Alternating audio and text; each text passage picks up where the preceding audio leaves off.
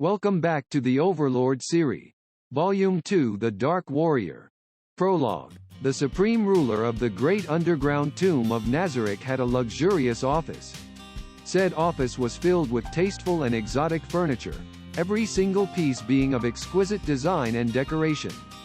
The crimson carpet upon the floor was thick and soft, swallowing the footsteps of those who trod upon it. Flags bearing assorted insignia hung upon the walls in the depths of the room. An imposing mahogany desk sat in the center of the office. Its owner sat behind it, upon a black leather chair. If one were to describe that man in one phrase, dressed as he was in a long, black robe which seemed to absorb the light, then he would have to be an overlord of death. His exposed head was a fleshless skull. The points of crimson light within its empty eye sockets were blended with faint traces of darkness. This was the man once known as Momonga, who had now taken on the name of the guild, Ainz Ooal Gown.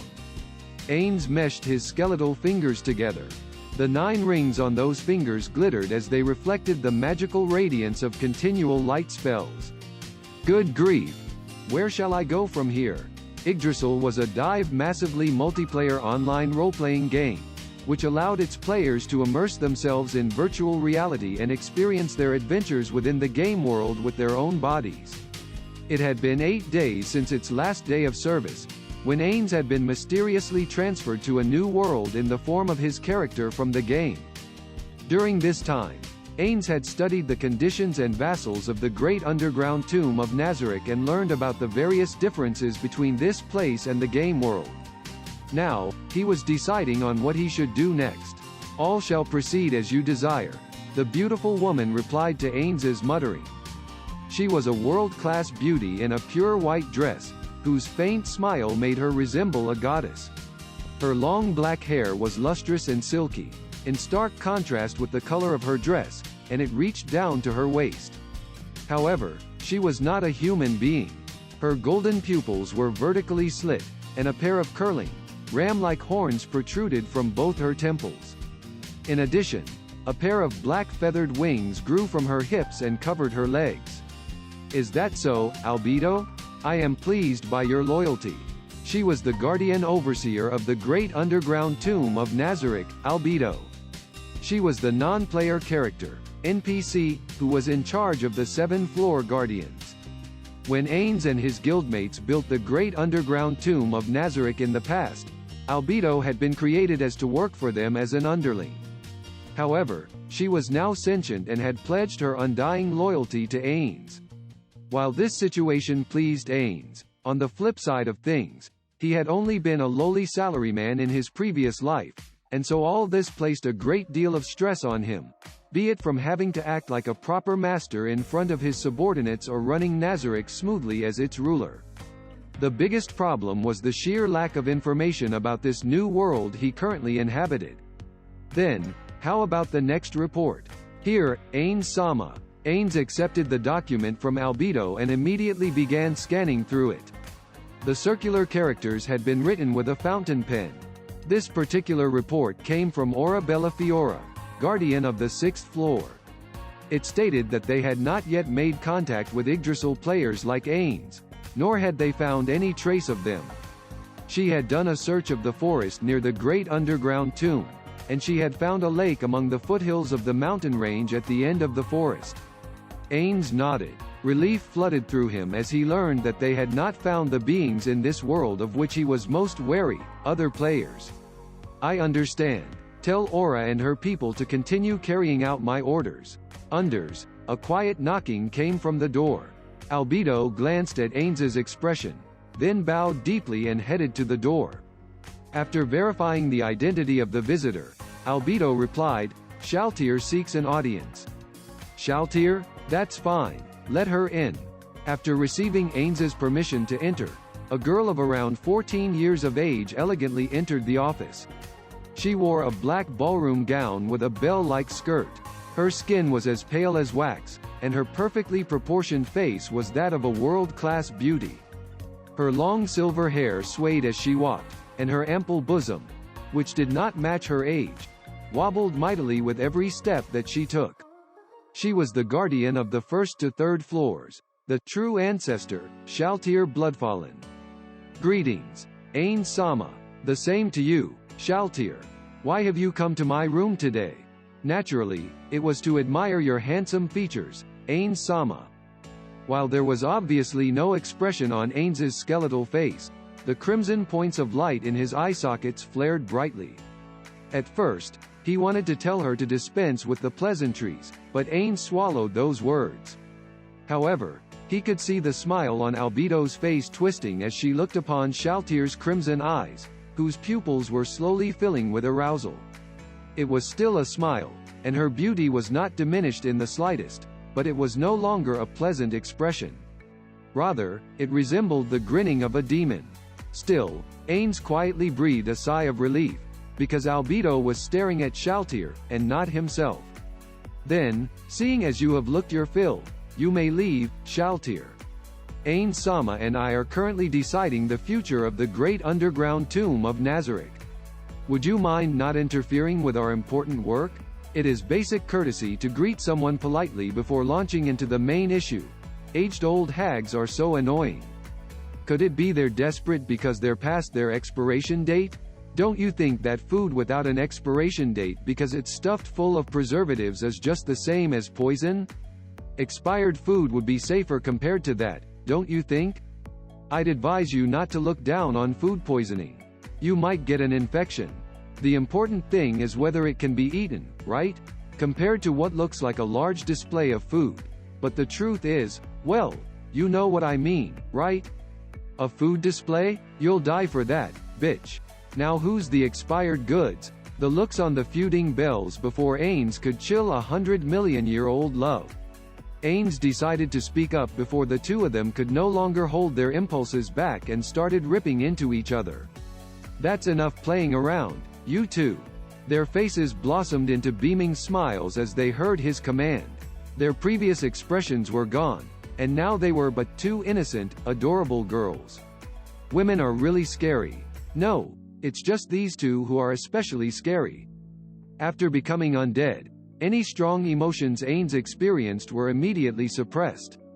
Even so, he felt that the speed at which they had changed their expression was quite frightening. The two of them were at each other's throats because they were rivals in love. Albedo and Shaltir were both infatuated with Ainz. Any man who was unhappy with receiving the affections of two such gorgeous women was no man at all. However, Ainz could not bring himself to accept their feelings just like that. The main reason was because the necrophiliac Shaltir had once whispered sweetly into his ear, "This beautiful bone structure must have come from the hands of a divine creator." To Shaltir, these words might have been a mumbled expression of love, or perhaps they were praise, but they were a great shock to Ainz. After all, this was the first time in his life that he had been complimented on his looks, but it was as a skeleton. It had been several days since then, but he was still shaken. Ainz shook his head to banish those meaningless memories and replied, "I ask you once more, Shaltir. Do you have anything else for me?" "Yes, I will be meeting Sebas afterward in order to fulfill the task set to me. Since I may not be able to return to Nazarick for some time, I came to bid farewell to you before I left." Ainz remembered that he had given her such a task, and nodded. "I see. Then, Shaltir, take care when accomplishing your task and return home safely." "Yes," she replied in a bright and clear voice. "Then, you may leave, Shaltir. Also, as you go, tell Narbaril or Intoma to send Demiurge over. Tell him I need to discuss contingency plans with him." "Understood, Ainz-sama." Chapter 1, Two Adventurers. The fortress city of Rantel stood at the intersection of three borders, those of the slain theocracy, the Baharuth Empire, and the Re-Estais Kingdom. It was so named because it was defended by 3 layers of walls. The districts enclosed by each concentric circle of the walls were distinctly different from each other. The outermost district was sometimes used to billet the troops from the royal army, and so it was fully furnished with barracks and other military facilities. The innermost district was the administrative area of the city. In addition, the district also contained storehouses for combat rations. Thus, it was heavily guarded. Between these two areas was the residential district, where the people of Rantel made their homes. This place best fit the image that came to mind when one thought of a city. There were several plazas here, and the largest of them was called the Central Plaza. It was filled with stalls selling vegetables, spices, and other such commercial products. Amidst the crowds, the stall owners energetically shouted their sales pitches to the people walking by, while the older women haggled with the merchants as they looked for fresh food. Drawn by fragrant scents, young men purchased skewers of roasted meat which oozed with warm juices. The rowdy, energetic atmosphere of this place should have lasted until the sun went down. However, it suddenly went silent as a pair of figures emerged from a 5-story building nearby. Everyone in the plaza froze where they stood. Their eyes were drawn to the two of them. One of these two people was a girl, who looked to be in her late teens. Her tapered eyes gleamed like onyxes, while her thick and lustrous black hair was tied into a ponytail.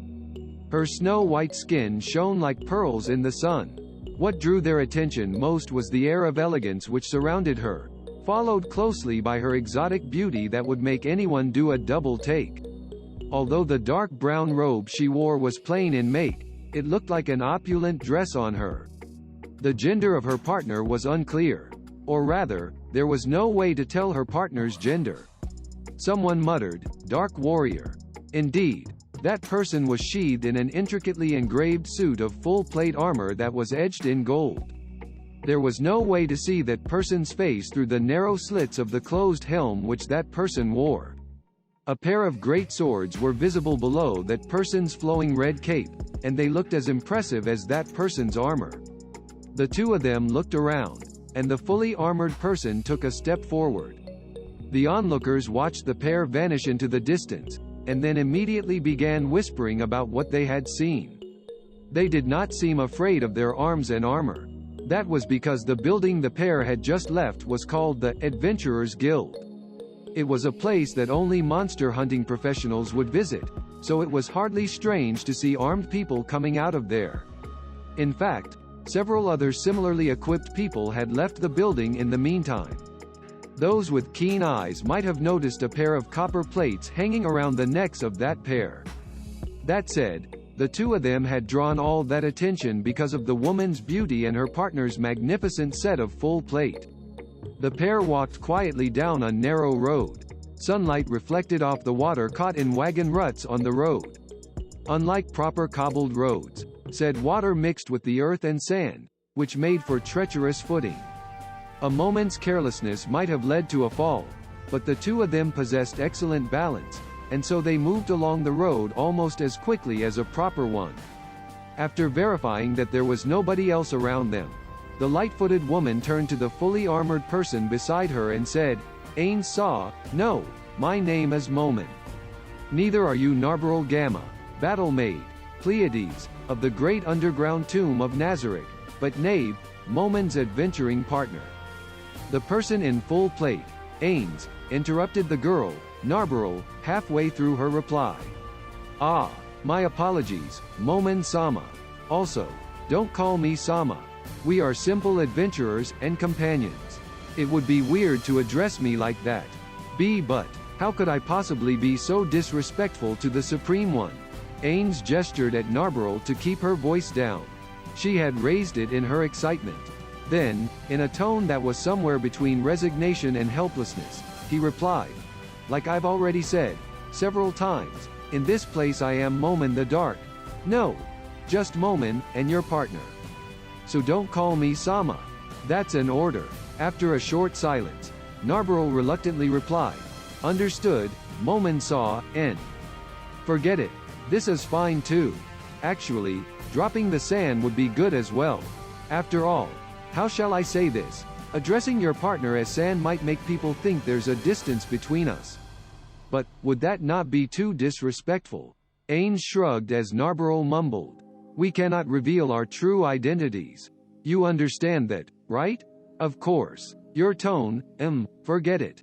In any case, what I want to say is that you must be very careful in your words and actions."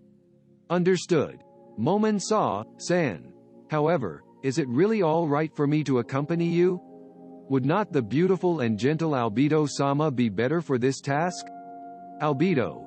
Ainz's words betrayed his complicated feelings as he replied, I need her to manage Nazarick for me while I am traveling. Though I fear to offend you, could the task of running Nazarick not be given to Kokaitis-sama? The guardians all say this too. That for the sake of your safety, Albedo-sama is the best choice as your companion. Do you not think so? Narbaral's question made Ainz smile bitterly. Among all the guardians, Albedo had objected the most strenuously when Ainz had announced his decision to visit Rantel. It began when she learned that she would not be able to accompany Ainz on his journey. After the transition to this mysterious new world, Ainz had gone for a walk without his vassals, something which Albedo blamed herself for. Thus he could not rebuke her too harshly. However, this was a deliberate expedition, unlike the stroll he had taken last time, and so he had to stick to his guns. As a guardian, she would obey his orders without fail, even if they conflicted with her own opinions. Yet, Ainz did not think of that as a good thing. All the guardians were the product of his fellow guild members' hard work, and he felt guilty about forcing his will upon them. Therefore, Ainz tried to persuade Albedo, who staunchly disagreed with him, to come around to his way of thinking. However, neither of them could accept the other's opinions. At first, Ainz thought they would be deadlocked forever, but after Demiurge whispered something into Albedo's ear, her resistance suddenly evaporated. In the end, she fully approved of his journey and even sent him off with a smile. Until now, he still did not know what Demiurge had said to her. Ainz was a little uneasy about what could have made Albedo reverse her opinion so suddenly. I did not bring her along because I trust her more than anyone else. It is because she is in Nazarick that I can leave it in peace. I see.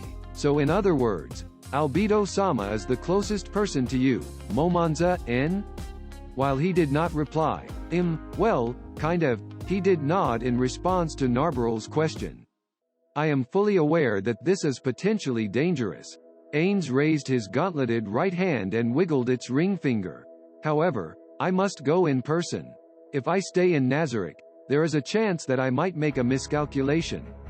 Therefore, I need to personally make contact with the outside world. Indeed, there are other methods I could use, but all of them make me uneasy, given that there is so little we know about the situation. Narbaral replied, I see, with a look of understanding on her face. Ainz narrowed his eyes at her through the slits of his helmet, and then asked in a somewhat uneasy tone, Incidentally, I have a question. Do you think humans are inferior lifeforms? Yes, they are. Humans are worthless trash. Narbaral delivered her answer with firm conviction and without a moment's hesitation. Ainz muttered, Ah, so you felt that way too. But his voice was too soft to reach Narbaral's ears. After that, he continued grumbling, I didn't want to bring her along because her personality makes her react poorly to humans. Looks like I should have been certain of my subordinates' personalities beforehand. One of the reasons why he had not taken Albedo with him was because she firmly believed that humans were inferior lifeforms. If he brought someone like that into a highly populated city and then took his eyes off her for just a moment, there was a very real possibility that he might look back to find a gore-soaked abattoir. In addition, Albedo had no disguise skills and could not conceal her horns and wings, which was another point against her. The greatest reason, however, was one that he could never speak out loud.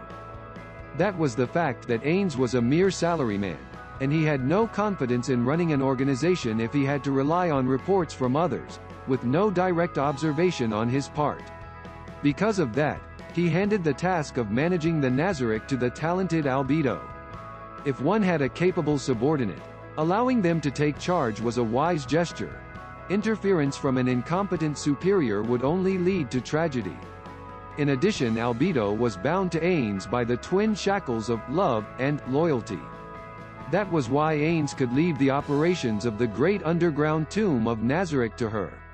Love, every time he saw Albedo, and every time she declared her love for him, Ainz was reminded of the mistake he made in altering Albedo's settings. Indeed, In the last moments before the game ended, he had changed Albedo's character setting so that she would deeply love Momonga, in other words, Ainz. Of course, he did not know that he would be transported to this new world. It had merely been a final, little joke. Still, when he thought about it, even if Albedo did not mind, what would his friend Tabula Smaragdina think about what Ainz had done? What if it were himself? What if his comrades had interfered with his hand-created NPC, Pandora's actor? Worse still, he had made use of Albedo's absolute loyalty toward him for his own gain. He hated himself for that. Ainz shook his head to clear away these dark thoughts. Although his undead body automatically suppressed any strong emotions he felt, he still experienced petty emotions like those as keenly as he had when he was human. When he fully assumed an undead state of mind, perhaps he would no longer feel that sense of guilt. Distracted by these thoughts, the helmed Ainz turned to Narbarrel and said, "Knave, I won't tell you to cast away those thoughts, but at the very least, you must control yourself. This is a human town, and we do not know what exceptional individuals they have among them. Therefore, we should try our best not to make enemies." Narbarrel bowed deeply to him to show her loyalty and obedience. Ainz extended his hand to her, to bid her raise her head. Then he continued, "There is one more thing. When we intend to fight in earnest, we might radiate a killing intent, which humans might be able to sense. Well, something like that might happen. Therefore, you are not to get serious without my permission. Do you understand?" "I understand, Momon-san." "Very good. Then, the inn we heard about should be nearby." Ainz looked around. There were several shops open for business nearby, their customers filing in and out of them. To the side were several people in work aprons, carrying goods. In this densely populated commercial district, Ainz and Narbarrel had to look for the inn by inspecting the pictures on the shop signs. This was because neither of them could read this country's language. Before long, Ainz found the picture that he was looking for. His steps quickened, and Narbarrel followed suit. He scraped off the mud caked on his sabatons, climbed the steps to the Western-style saloon doors, and opened them with both hands. The windows were closed, and so the interior was somewhat dark. People who were used to the light outside would probably not be able to see their hands stretched out in front of their faces. However, Ainz possessed dark vision, and he could see clearly with this meager amount of illumination. The inside of the building was quite spacious. The first floor was a dining area, with a counter further within.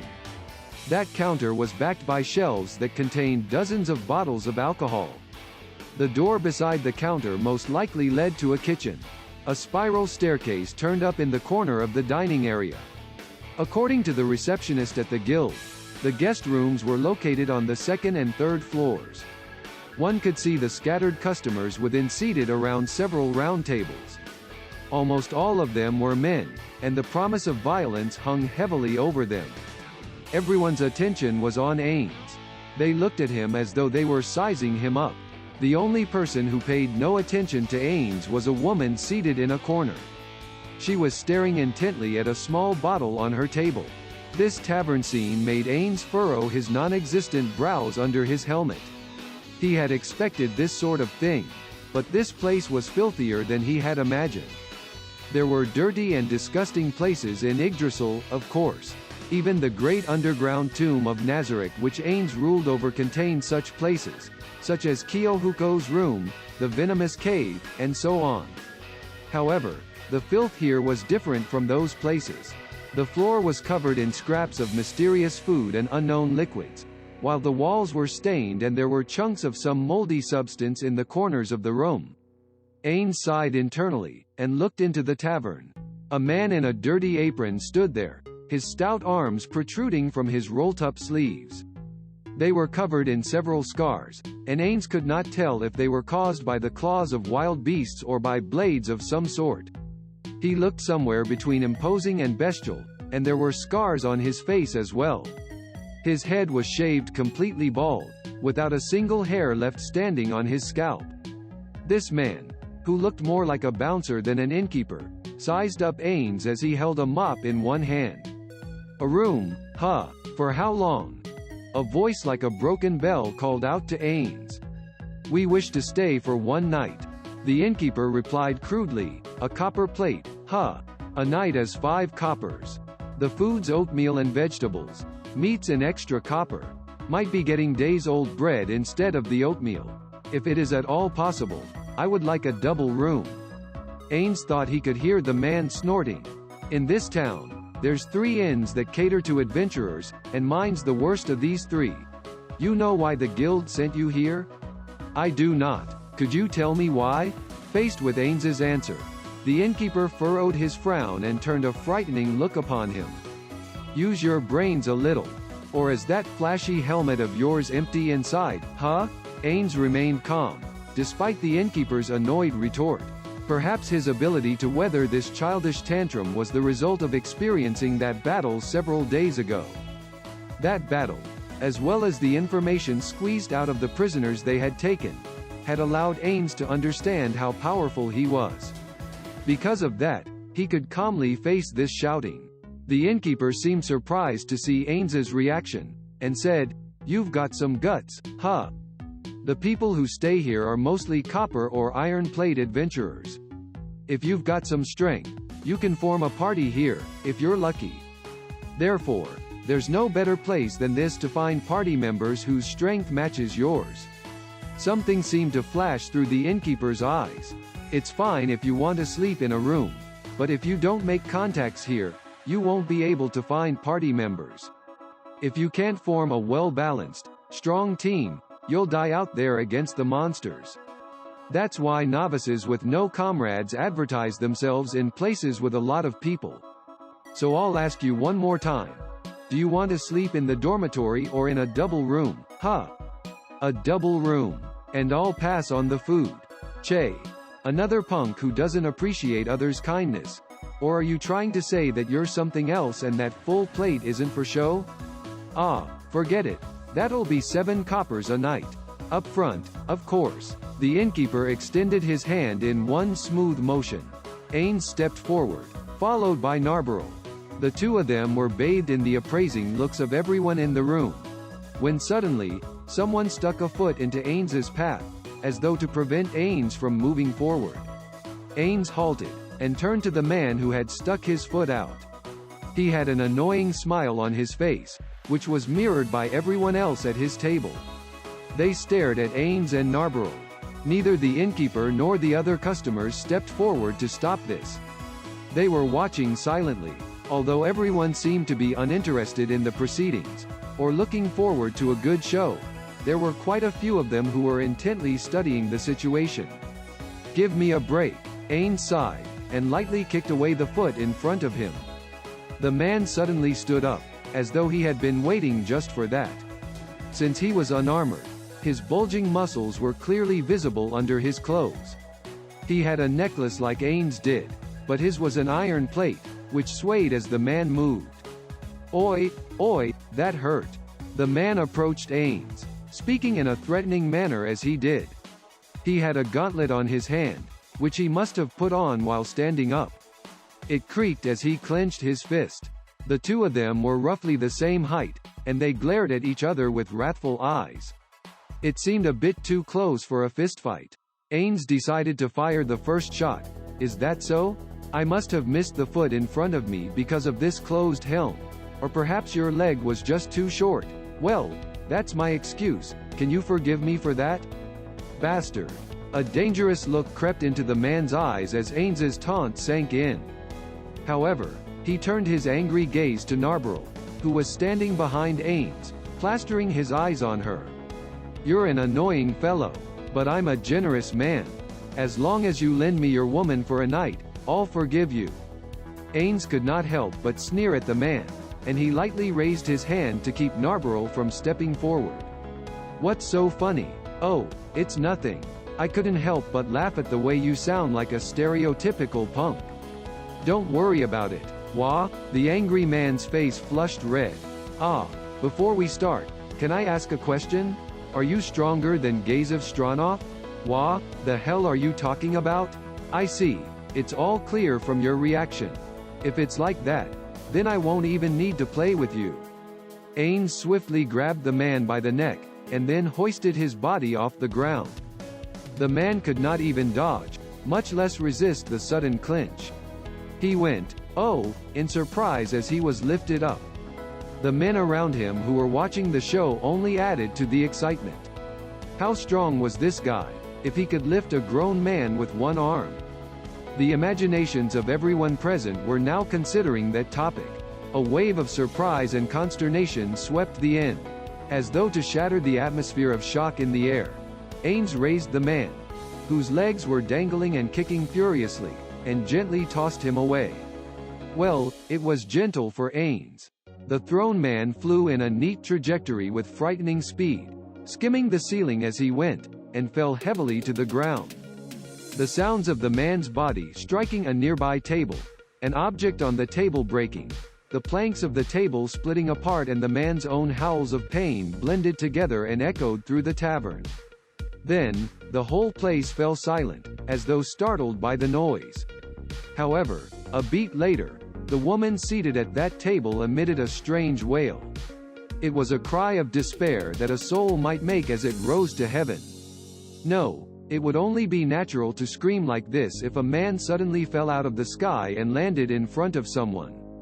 There was another reason here, mixed into the shocked cry. Then, what do the rest of you plan to do?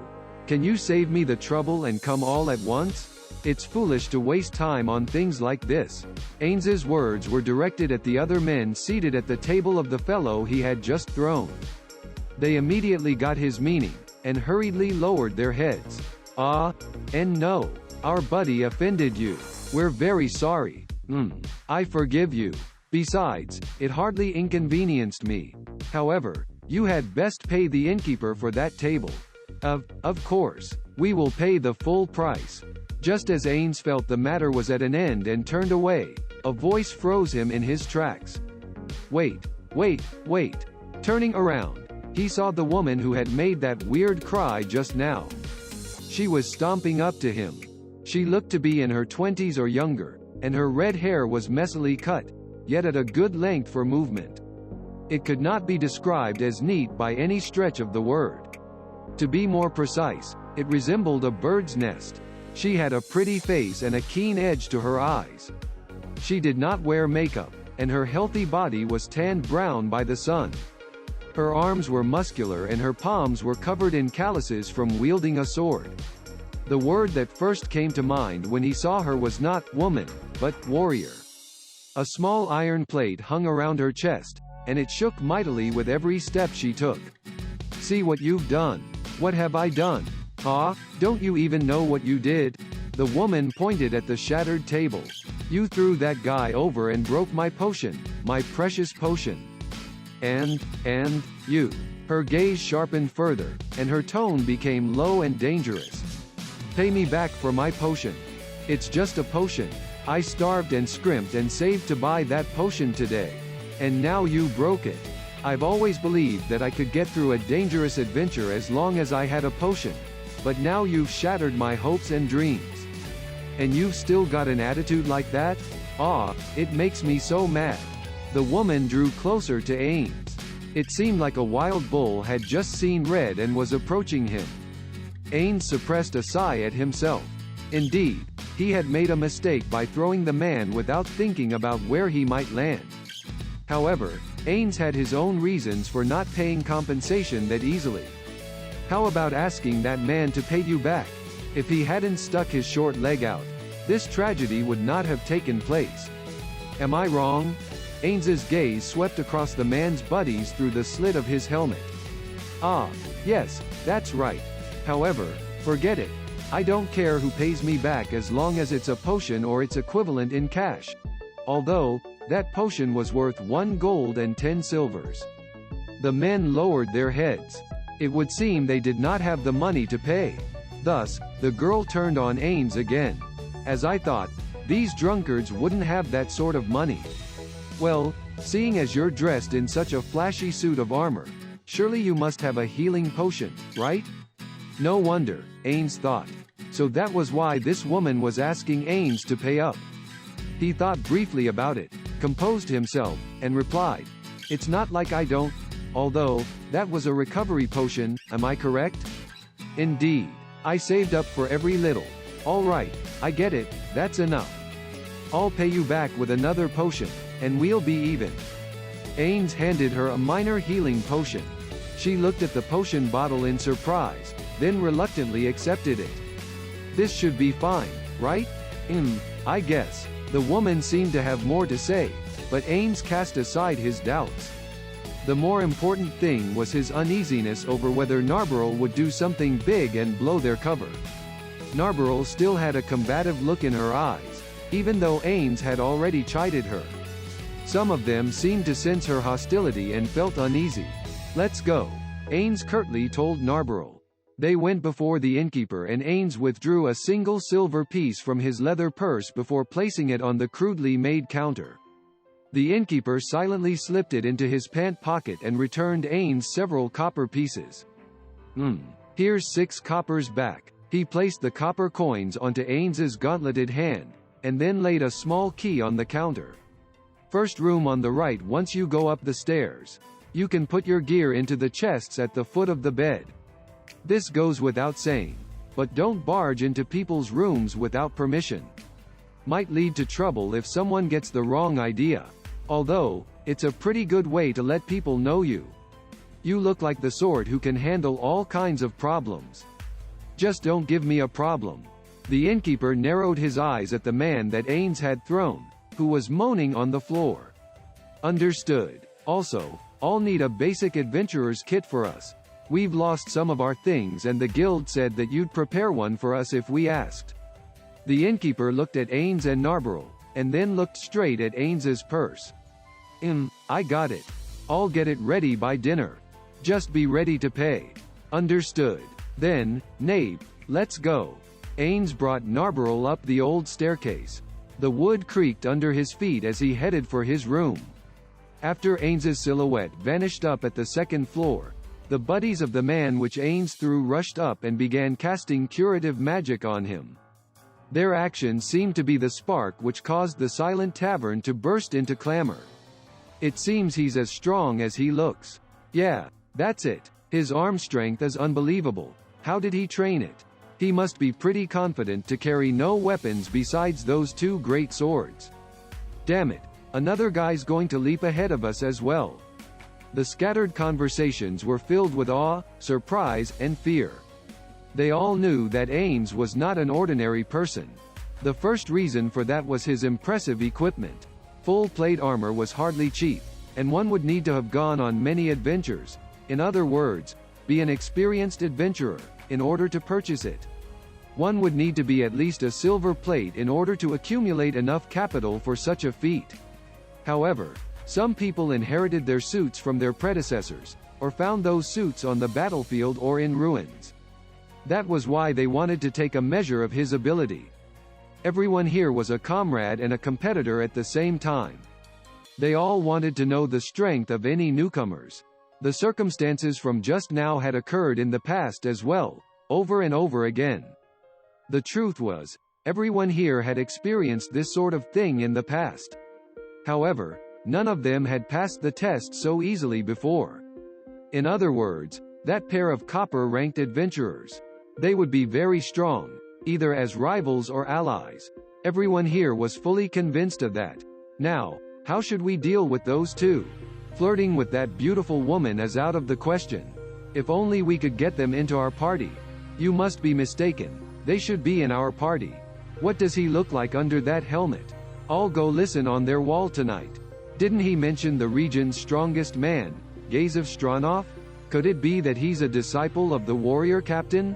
That's certainly possible. Leave this task to a big-eared thief like me. As the crowd eagerly discussed the mysterious pair, the innkeeper walked up to one of the adventurers. She was holding the potion Ainz had given her just now. Oi, Britta. What? The woman, Britta, turned her eyes away from staring at the red potion and looked disinterestedly at the innkeeper. What kind of potion is that? Who knows? Oi, you don't know either? You accepted his potion as compensation. Shouldn't you know its value? How could I? Besides, I've never seen a potion like this before. Gramps, You came here because you were curious too, right? Britta was right. Does it cover the value of your potion that got smashed? This might end up being cheaper than the one you bought. That's true. It's definitely a gamble, but one I'm confident of winning. This was something that guy in the flashy armor gave me after he heard the price of my potion.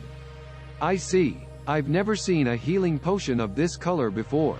It might be a rare treasure. If I delayed and he said he would pay in cash, I'd be coming back from the Dragon's Den with nothing to show for it, right? In any case, I'll take it for appraisal tomorrow and find out how much it's worth. Oh, in that case, I'll cover the appraisal fee for you. In fact, I'll even recommend a good place for you to visit. You will, Gramps? Britta furrowed her brows. The innkeeper was a good man, but he was hardly a good Samaritan either. He must have something in mind. Ah, don't look at me like that. I just want you to tell me the effects of this potion. So it's a trade, then? Hey, it's a good trade, right? Besides, I can recommend a really good herbalist to you through my connections. I'm talking about that Lizzie Barreare. Britta's eyes went wide with surprise. Rantel was a place with many mercenaries and adventurers. It specialized in selling weapons and other items to these people, and among them the trade in potions was quite brisk. Therefore, Rantel had more herbalists than a normal city. Amidst this fierce competition, Lizzie Barreare had earned fame as the best herbalist in the region. She could make the most complex potions of all the herbalists in the city. Since the innkeeper had mentioned her by name, Britta had no way of refusing his offer. The wooden door closed with a thud. The room was bare, apart from a pair of crudely made bed frames with accompanying chests. After opening the window blinds, they could directly feel the sunlight and outside air. Ainz was somewhat disappointed as he finished his circular sweep of the room. Although he could not expect Nazarick-level furnishings and cleanliness in a godforsaken place like this, he still wanted to get out of here. I can't believe he would dare let you stay in a place like this, Momon-sama. Don't say that, knave. Our aim is to become adventurers, and then increase our fame to the point where everyone knows of us. Until then, it won't hurt to experience the life of a newbie. Ainz tried to soothe Narberl after closing the window blinds, without expressing his own dissatisfaction. There was not enough sunlight coming in through the blinds to light up the entire room. Ainz and Nabe both possessed dark vision, so it was hardly an obstacle to them, but for a normal person, this room would be so dark that they would have trouble seeing. Still, the life of an adventurer is pretty banal. Adventurers. Once, Ainz dreamed about that profession. He envisioned them as people who chased after the unknown and had adventures in various parts of the world. Ainz had previously thought that adventurers were a physical manifestation of the right way to play Yggdrasil, but after listening to the guild receptionist, he realized that adventuring was a more realistic and more boring job than he had expected. Simply put, adventurers were anti-monster mercenaries. Although some parts of it fit his dreams of them, for instance, delving into the ruins of kingdoms destroyed by the demon gods 200 years ago and investigating mysteries in uncharted lands. For the most part, they were simply monster hunters. Every monster possessed different special abilities, so they could only be taken care of by people who knew more tricks than average soldiers. Just going by that point, one might think that they were heroes who were loved and relied on by the common man, like in games. However, the reality was somewhat different from that. This was because the ruling authorities did not smile on the existence of armed groups which they could not control. Therefore, aside from the prices they commanded, adventurers did not have much status. Another reason why adventurers were not accepted on a national scale was because of the same thinking which made companies look for cheap, local temps than employing expensive permanent staff. Thus, much like how temp workers were treated by companies who could get by without hiring them, adventurers were held in lower regard in those nations which could eliminate monsters by dint of their own military power.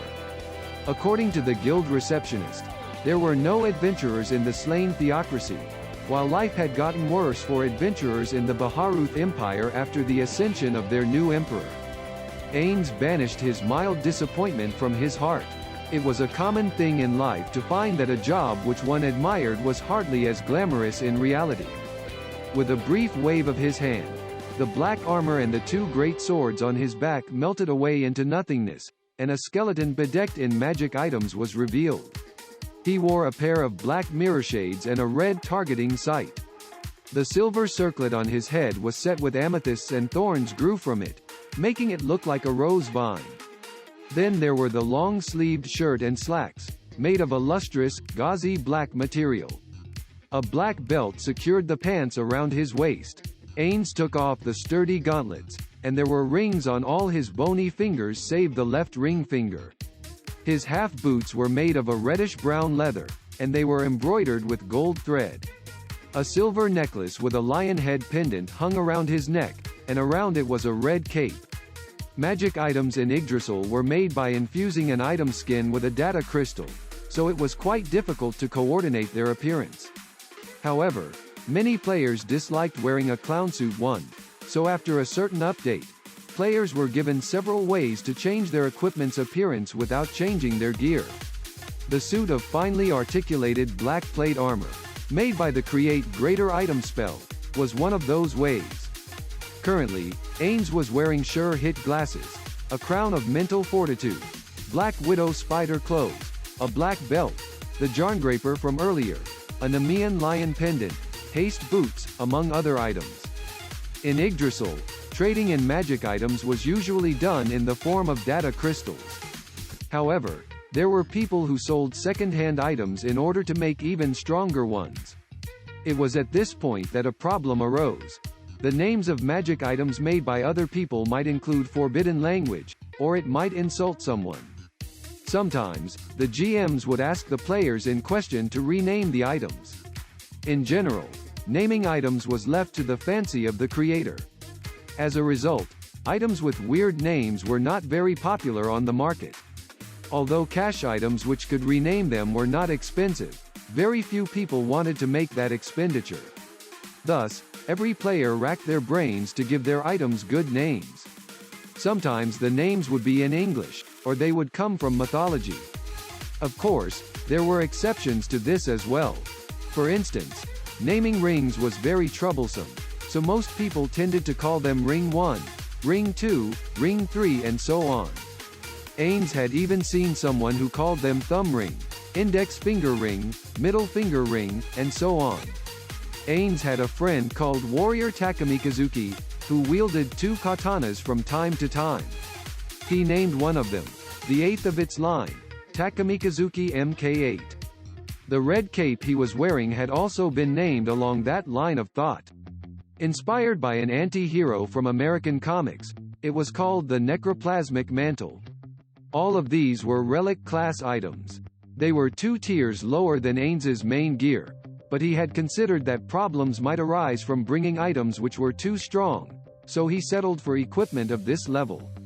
Ainz worked his shoulders and savored the sensation of being free from his armor. Just then, Narbarrel asked a question. Speaking of which, how shall we deal with that annoying woman? Ah, the one whose potion we broke? We don't need to split hairs with her. I'd be angry as well if someone broke something important to me.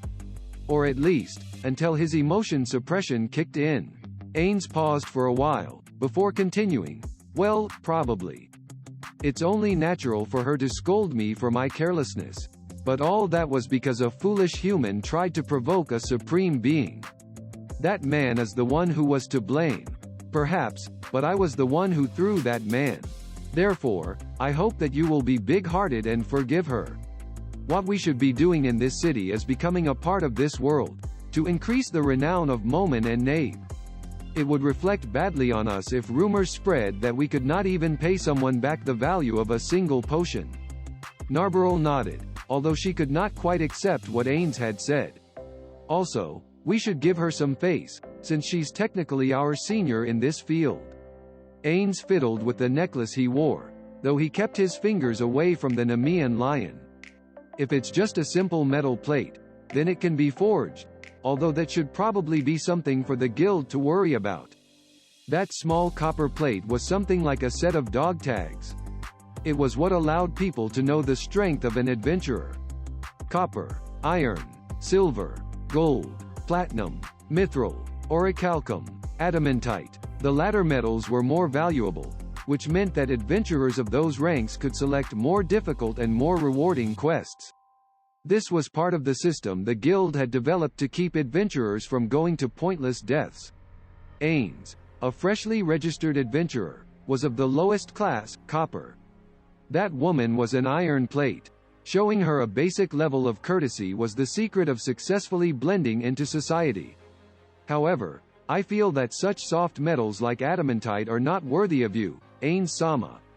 Apoitakara, Hihairakane, or other prismatic metals would be more fitting of yourself. These people in the guild have no taste at all. The metals Narbarel had named were of the highest tiers in Yggdrasil. Ainz turned a sharp look on her, and then said, Narbarel, just to be safe, call me Momon while we are in this town. Understood. Momon-sama, do you need me to remind you again? Call me Momon. My deepest apologies. Momon-sa, N. Momon-sa. N sounds kind of stupid, don't you think? Forget it. If it's hard for you to just call me Momon, then Momon-san will do. Got it? I understand. Momon-san. Once again, Narbarel bowed deeply at the waist. Ainz tapped at his forehead with a finger. She has no idea why I want her to call me Momon-san. She's kind of useless. Forget it. There's nobody else I can use for now, so I'll forgive her. This is our plan for the future. Yes. Narbarel promptly genuflected before Ainz. It was the attitude of a vassal awaiting orders. An annoyed Ainz had no idea how to proceed. Though he had locked the door after coming in, gossip would swiftly spread if people saw this scene. Still, why doesn't she understand the reason that I want her to call me Momon? I even explained it to her before coming to the inn. With a tone of vague resignation, Ainz said, We are here to go undercover as adventurers in this city. This is because we have to collect information on adventurers, in other words, the strongest people in this world. Though our emphasis will be on learning about Yggdrasil players, like myself.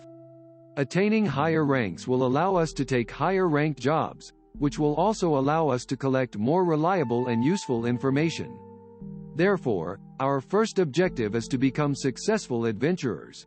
After Narbarel indicated that she understood, Ainz told her about the things she had to do. However, there are several problems at the moment.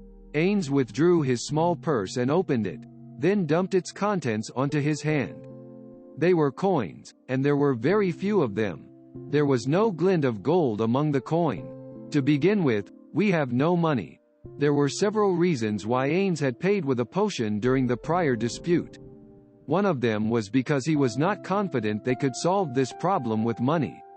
Saying that he had no money to pay would be laughable. Ainz turned to the surprised Narbarel, and explained, No, I should say that we do have a lot of money, but the currency we have is largely Yggdrasil gold coins. Therefore, I would like to use those gold coins as a last resort. Why is that? Haven't we already confirmed that Yggdrasil coins have monetary value? Indeed, I learned from Karne village that each Yggdrasil gold coin is worth 2 of the local gold coins. However, if we use Yggdrasil gold coins here, there's no telling where they'll end up. If things go bad, the news might spread beyond to others, and it'll be a blatant advertisement to other Yggdrasil players that we're here. Therefore, we have to avoid that situation as long as we do not fully understand the situation. Players, entities on the same level as yourself, Ainz-sama, and the villains who once attacked Nazarick.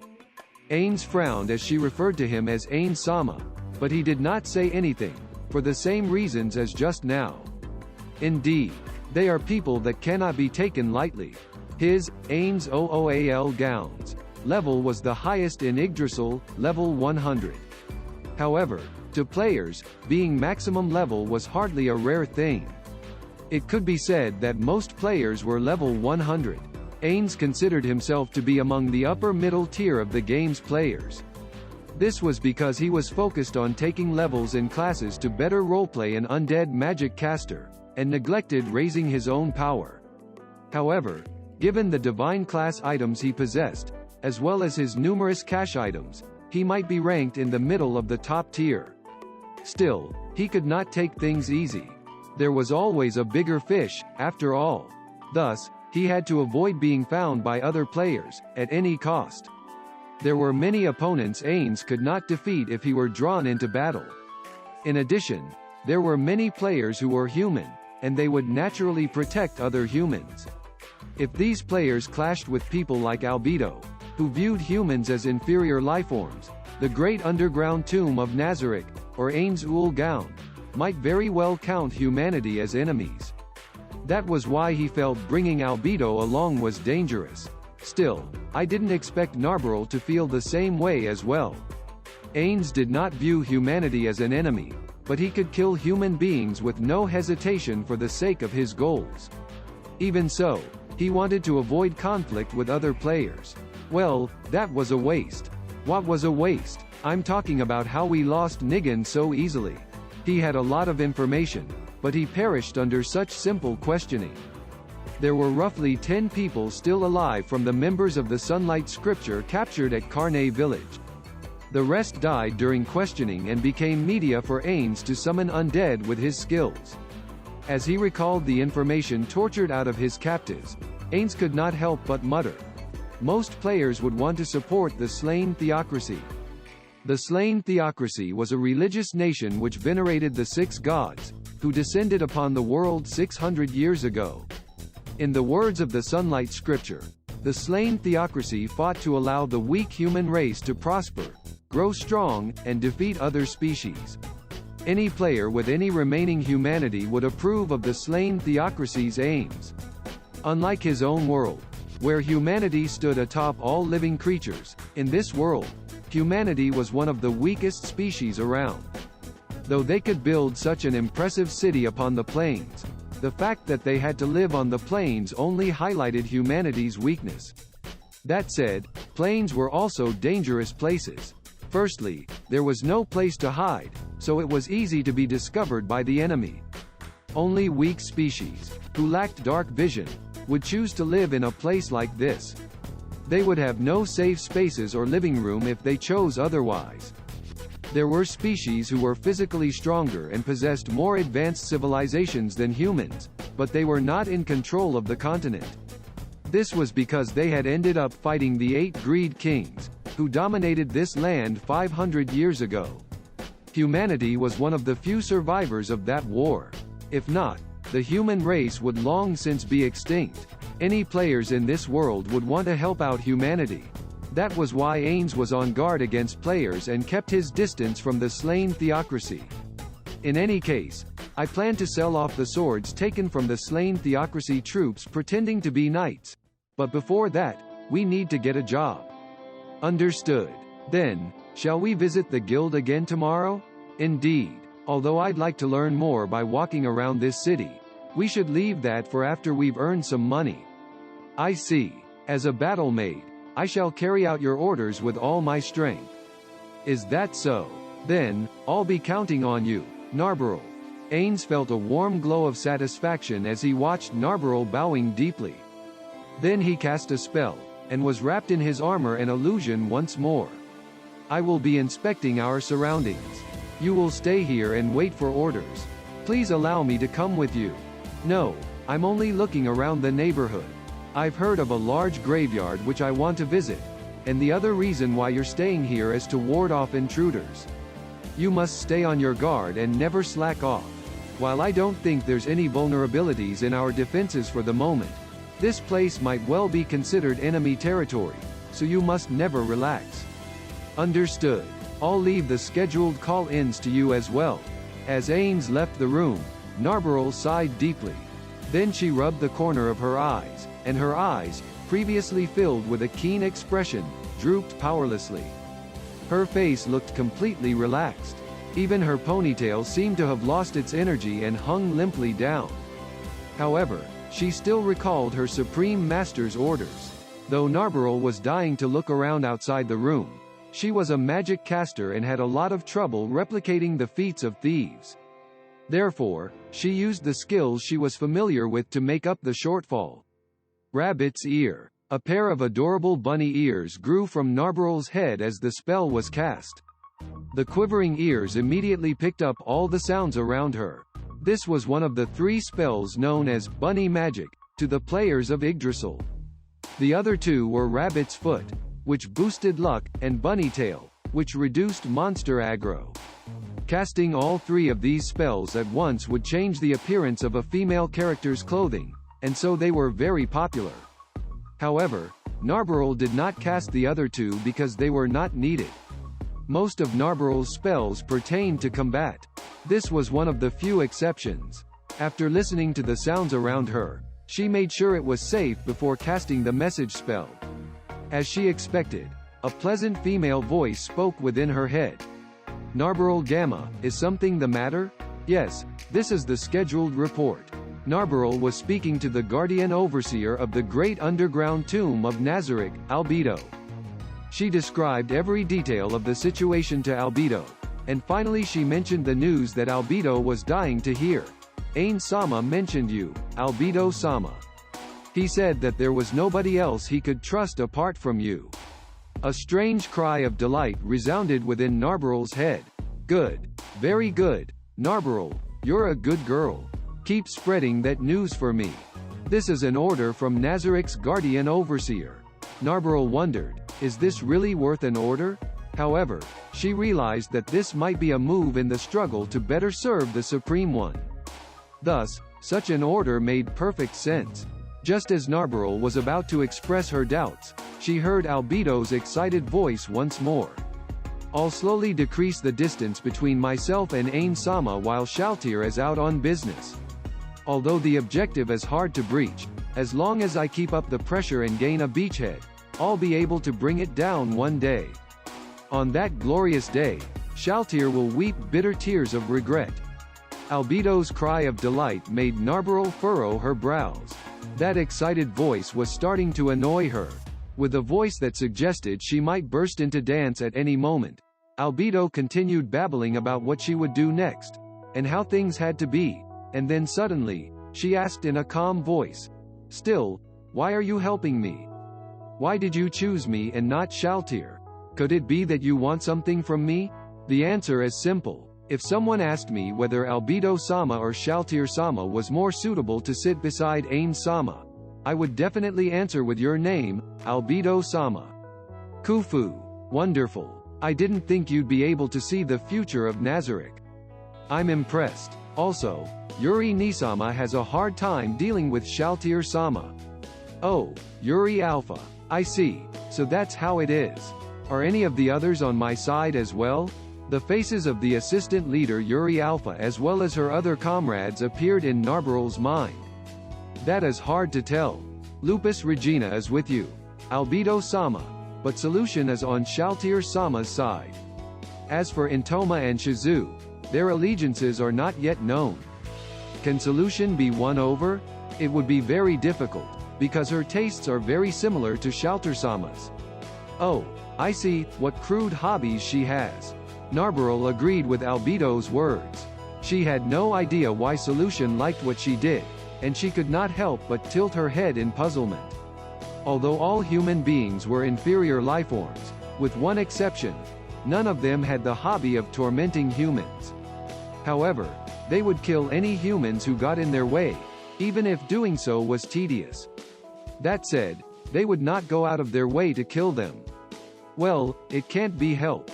Then, move quickly and bring the other girls into my camp. Start with Intoma and Shizu. That should be fine.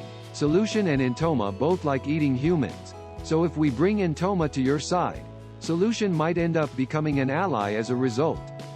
That's right, I've got it. Then, onto something else. Can you tell me in detail what my beloved Ainz-sama has been doing? Yes, I understand. The scheduled communication with Albedo ended up being very heated. When Albedo heard Narbaral and Ainz were sharing a room, she made strange noises and kicked up a fuss, to the point where Narbaral had to recast the message spell 4 times. Ainz was mildly annoyed when he returned, but that is a tale for another time. Sensing something like a color upon the wind, Britta sniffed several times, like a dog. She was not mistaken. The air contained a greenish scent. This odor came from mysterious drugs and crushed plants. The smell told Britta that she was at her destination. Britta continued forward, to a place where the smell was stronger than just now. Peering left and right, she walked on until she was in front of the largest house. This house was different from the others around it, which were designed with a shop area in front and a work area in the back. It seemed to have been built from the ground up as a workshop. She knew that she had arrived from the sign that hung above the door and outside the place. The bell mounted on top of the door rang surprisingly loudly as she pushed open the front door. After she entered, she found herself in something that looked like a guest lounge. There were two facing benches in the middle of the room, cabinets of books on the walls, and ornamental plants in the corners of the room. As she stepped into the lounge, a voice called out, "Welcome." It was a male voice, though it sounded too young to belong to a man.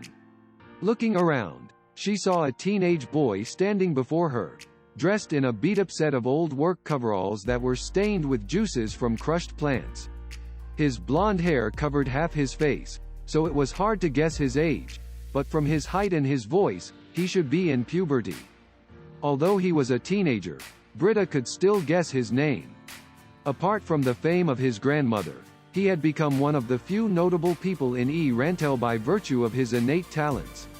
Enfira Bareare-san? Yes, that's me. The boy, Enfira, nodded and asked, "May I know what business you have here?"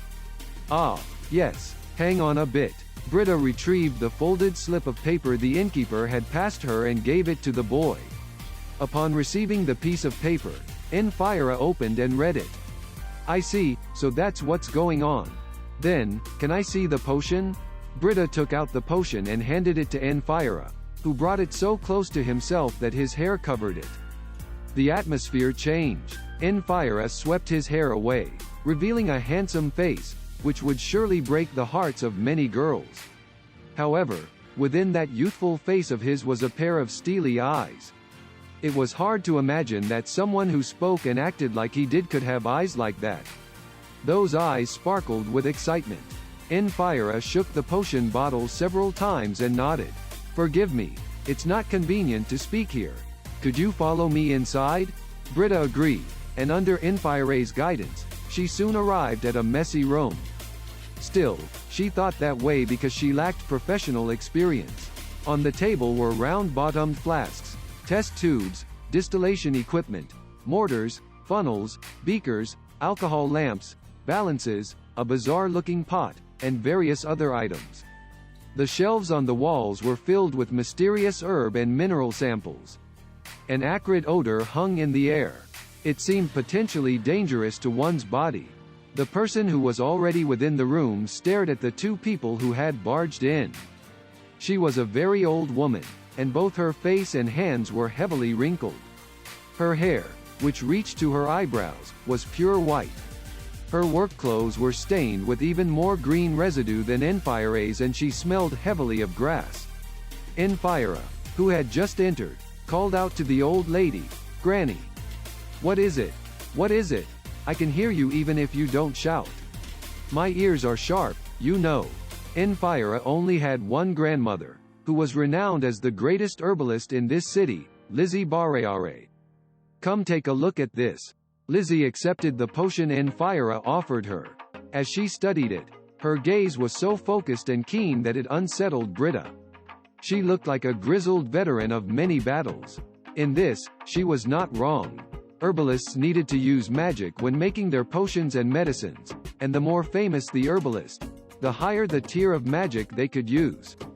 Therefore, the greatest herbalist of Rantel, Lizzie Bareare, was a much better combatant than Britta. "This potion. Did you bring it here?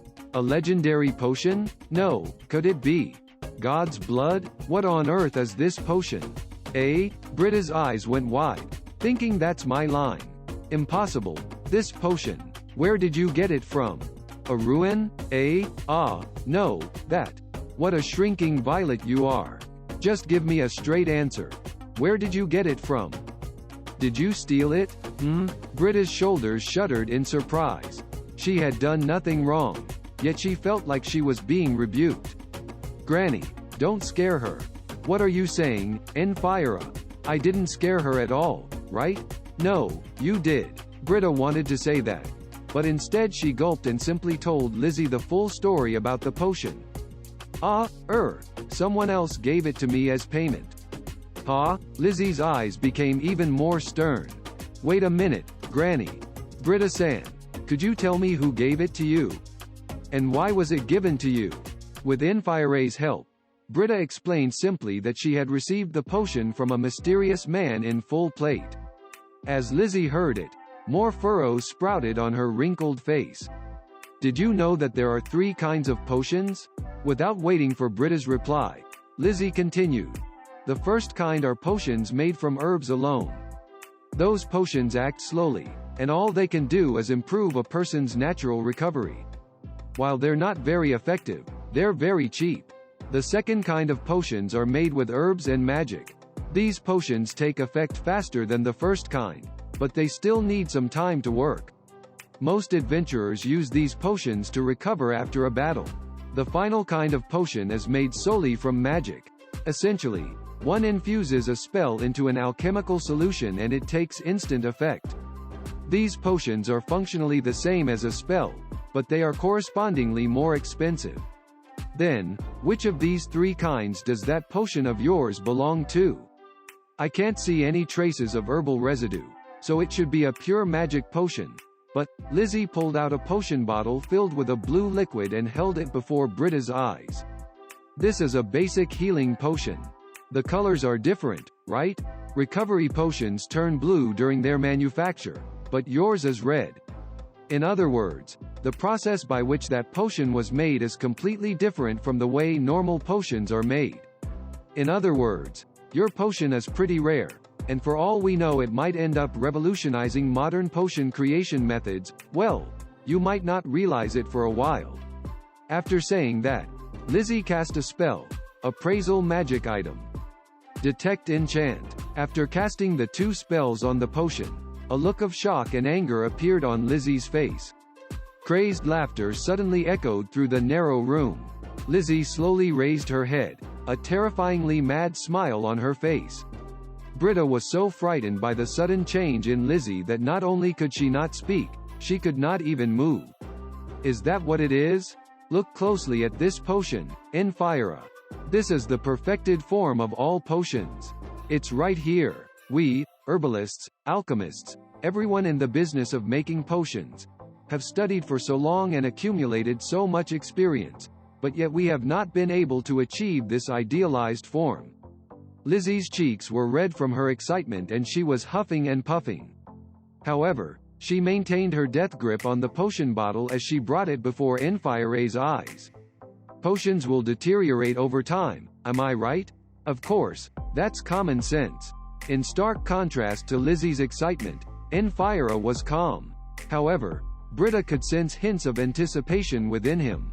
She had no idea why they were so fired up about this. She keenly felt like she had been swept up into a storm that shook the heavens and the earth. To think she had brought a potion here that could put such an excited look on the face of Irantel's greatest herbalist. Pure magic potions are made from alchemical solutions. Those solutions are refined from a mineral base, so it's only natural that the quality of the solution will degrade over time. That's why you need to cast the spell preservation on it. You are listening to Overlord on Light Novel Aloud. Lizzie paused, and then spoke again. At least, until now. Britta seemed to understand a little of what Lizzie was saying. She looked at the red solution, her eyes wide with surprise. This bottle, this potion, this bottle of potion, it doesn't deteriorate even without preservative magic. In other words, it's a perfect potion. Nobody's done anything like this until today. According to the ancient legends, the original healing potion was made from the blood of the gods. Lizzie shook the bottle she was holding and the bright red liquid swirled within the glass. Of course, they're just legends. It used to be a joke between herbalists that the gods had blue blood. After another brief pause, Lizzie looked at the bottle of potion she was holding in her hand. It was trembling in her excitement. This potion might well be the true god's blood. Enfira kept patting Lizzie's back as she panted heavily. Britta was struck dumb by surprise. The silence between them was broken by Lizzie. You must have come here to learn about this potion's effects, right? This potion is around the level of a second-tier healing spell. Not counting the added value from its rarity, it would fetch around 8 gold pieces. That said, once you factor that extra value in, the price is enough that people would murder you for it. Britta's body trembled uncontrollably.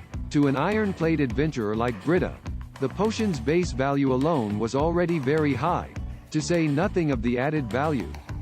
Lizzie had a gleaming edge in her eye, and she looked like she was looking for any opportunity to take it from her.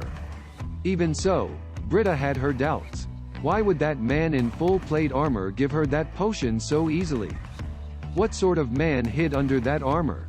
Just as countless doubts appeared in her heart, Lizzie asked, "How about selling it to me? I'll give you a good price for it. How about 32 gold pieces?" Britta's eyes went even wider. The price Lizzie had just quoted was a staggering sum. Frugally used, it was enough for a family of 3 to live on for 3 years. Britta was confused. She knew the potion was incredibly valuable. Then, was selling it for 32 gold pieces the right thing to do? It seemed unlikely that she would ever be able to lay her hands on another potion like this again. But if she refused, would she make it back alive? After seeing Britta's hesitant face, Lizzie shook her head and proposed another deal. The next morning, Ainz, also known as Momon, opened the guild's doors once more. The first thing he saw as he entered the room was the counter, where 3 of the guild's receptionists greeted the adventurers with smiles on their faces. There were warriors in full plate armor, nimble fellows in light armor and bearing bows, people in priest's garb and adorned with all manner of holy symbols, as well as robed arcane magic casters with their staves. On the left was a large door, and on the right was a notice board. There were several pieces of parchment upon it which he had not seen yesterday. Several adventurers were chatting in front of it. Annoyed by that sight and the many sticking out pieces of parchment, Ainz moved forward to the counter. The eyes of everyone present focused on the copper plate around Ainz's neck, and he could feel those eyes sizing him up from head to toe. It was just like yesterday at the inn. Ainz was surveying the adventurers in turn. They wore gold and silver plates on their necklaces, with no copper plates. Feeling vaguely out of place, Ainz advanced to the counter. A group of adventurers had just departed, freeing up one of the counters. He stepped forward and said, "Pardon me, but I'm looking for work. Then, please select a piece of parchment from over there and bring it here." Ainz nodded in silence, feeling as though his non-existent sweat glands were now recovering some of their function. He arrived before the notice boards, looked across all of them, and then nodded. "Yup, I can't read any of them. One of the laws in this world was that spoken language was automatically translated, but written text was not." The receptionists walked him through everything the last time he came to the Adventurers Guild, so he had assumed they would do the same this time too. How naive. He wanted to scream, "Ah!" and roll around on the ground, and then his emotions suddenly calmed down. Grateful for this property of his new body, Ainz frantically racked his brains. While the literacy rate here was not high, it would be shameful if his inability to read was discovered by others. They might even look down on him. The translation item that Ainz possessed was now in the hands of Sebas. During Yggdrasil he had ignored spells of that sort and had not learned them. After all, he had scrolls, which could substitute for learning those spells. He cursed himself for a fool, for coming out without making preparations despite knowing that he could not read the language. Still, there was no point crying over spilt milk. Regret would not help him here. Narbarol could not read the words either, so was of no use. Negative thoughts rose up in his mind, but as the ruler of Nazarick, he could not do anything embarrassing. After gathering his resolve, Ainz ripped off a piece of parchment, and strode back to the counter. "I'd like to take this job." Confusion came over the counter girl's face as she looked at the parchment before her eyes. Then, she smiled bitterly and replied, "I'm very sorry, but this job is only for mithril plate adventurers." "I know. That's why I took it." The calm, unwavering tone in Ainz's voice evoked doubt in the counter girl's eyes. About that. I would like to take this job." But, even if you ask, according to the rules. They're worthless rules. I'm fed up with having to keep proving myself with easy, pathetic jobs like this before my rank-up examinations. If you fail the job, many people will lose their lives. The receptionist's firm voice seemed to encompass the silent opinions of the countless people who had worked hard to qualify themselves by the guild's rankings. Ainz's snort drew hostility from the counter girl and the surrounding adventurers. Ainz felt that their attitude was only to be expected. After all, he was a clueless newcomer who was sneering at the rules by which they abided. As an undead being, Ainz felt nothing, but the remnants of Suzuki Satoru's salaryman sensibilities made Ainz want to apologize to everyone around him. Suzuki Satoru hated those people who rejected others' opinions without offering solutions of their own, and crappy customers who knew nothing. Right now, Ainz was part of the latter group, and he wanted to give himself a good punch. However, Ainz could not back down easily. He wanted to, but he could still deal with a situation of this level. Therefore, Ainz pulled out his trump card. "The person behind me is my companion, Nabe. She is a magician of the 3rd tier." The air shuddered with a collective gasp, and everyone looked at Narbarrel in surprise. In this world, 3rd tier spells were the highest which most magic casters could reach. Is he for real? The eyes of the surrounding people shifted to Ainz's stylish full-plate armor, dubious of his claim. Adventurers wore equipment which matched their abilities. The stronger they were, the better the gear they outfitted themselves with. Ainz's armor was very eye-catching, and he traveled with a woman like Nabe, both of which were very persuasive. Noticing the changes around him, Ainz cheered inside his heart, and decided to strike while the iron was hot. "I, personally, am a warrior of comparable strength to Nabe. I am very sure that a job like that would be a trivial task for me." The receptionist and the other adventurers were not as surprised in comparison to just now. They seemed to be looking at Ainz with different eyes. "We did not become adventurers to do jobs for a few pieces of copper. I wish to take on a higher-ranked job. If you wish to see our strength, I will be more than glad to show it to you. Therefore, can we take this job?" The hostility towards them was fading rapidly, and there were whispers of, "Indeed, that's right," and "No wonder." After all, the rough men called adventurers valued strength, and they understood what Ainz was trying to say. However, the counter girl was a different matter. "I am very sorry, but we cannot let you take this job due to the rules." The receptionist lowered her head in apology, and Ainz took a victory pose in his heart. "Then it can't be helped. It seems I've put you in a difficult position," Ainz replied as he nodded in apology. "Then, help me pick the most challenging copper plate job, then. There should be others besides the ones on the notice board, right?" "Ah, there are, I know." The receptionist stood up, and just as Ainz was about to cry tears of joy at his absolute victory, a man's voice reached his ears. "How about helping us with our work, then?" "What?" he had reflexively responded in a low, threatening tone. Ainz looked over, but all saw was a 4-man adventurer team, their silver plates glittering on their necklaces. Ainz grumbled internally, after all the effort to misdirect them, and turned to face those people. "The job in question, it's a worthwhile assignment, right?" Well, I feel it's worthwhile." The person who responded was a man who looked like the team's leader. He wore some sort of bandit armor. Strips of metal woven together with metal threads over a leather or chain backing, and carried himself like a warrior. Should he join this man's team and work with them? Of course, he could decide after hearing them out, but then there was no telling if the receptionist girl would help them pick a job after he spoke with them. However, if he took their job, there would be a chance to build relations with them and obtain useful information. Several seconds passed. Ainz slowly nodded.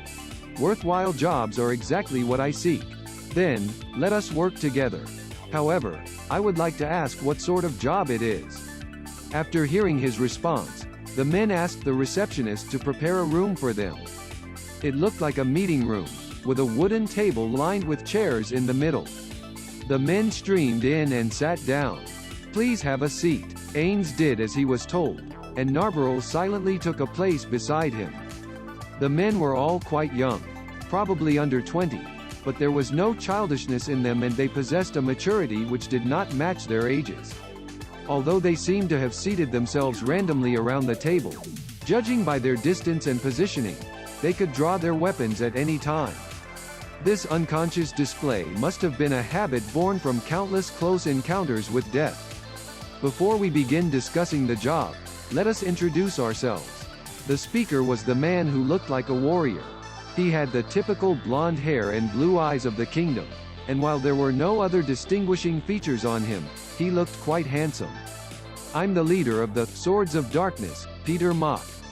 That fellow over there is the eyes and ears of our team, the Ranger Lucrut Vol. A leather-armored blonde man nodded in acknowledgement, and his brown eyes seemed to have a spark of delight in them. He was slender and long-limbed, kind of like a spider, but his lean torso was wiry and muscular. Next is our magic caster and the brains of our group, Ninya, the spellcaster. Pleased to meet you. He was probably the youngest person in the group, with dark brown hair and blue eyes. Though he was an adult, the smile on his face looked too youthful. Unlike the tan skin of the group's other members, his skin was pale, and his face was the prettiest of the group's. It was more of an androgynous beauty than any masculine concept of attractiveness. His voice was higher pitched than the others. However, the smile on his face was like a mask, though it was not entirely fake. While the others all wore armor, he wore a leather robe. However, Ainz could see that beneath the table he had various strange items in his belt, including oddly shaped bottles and peculiar wooden objects and so on.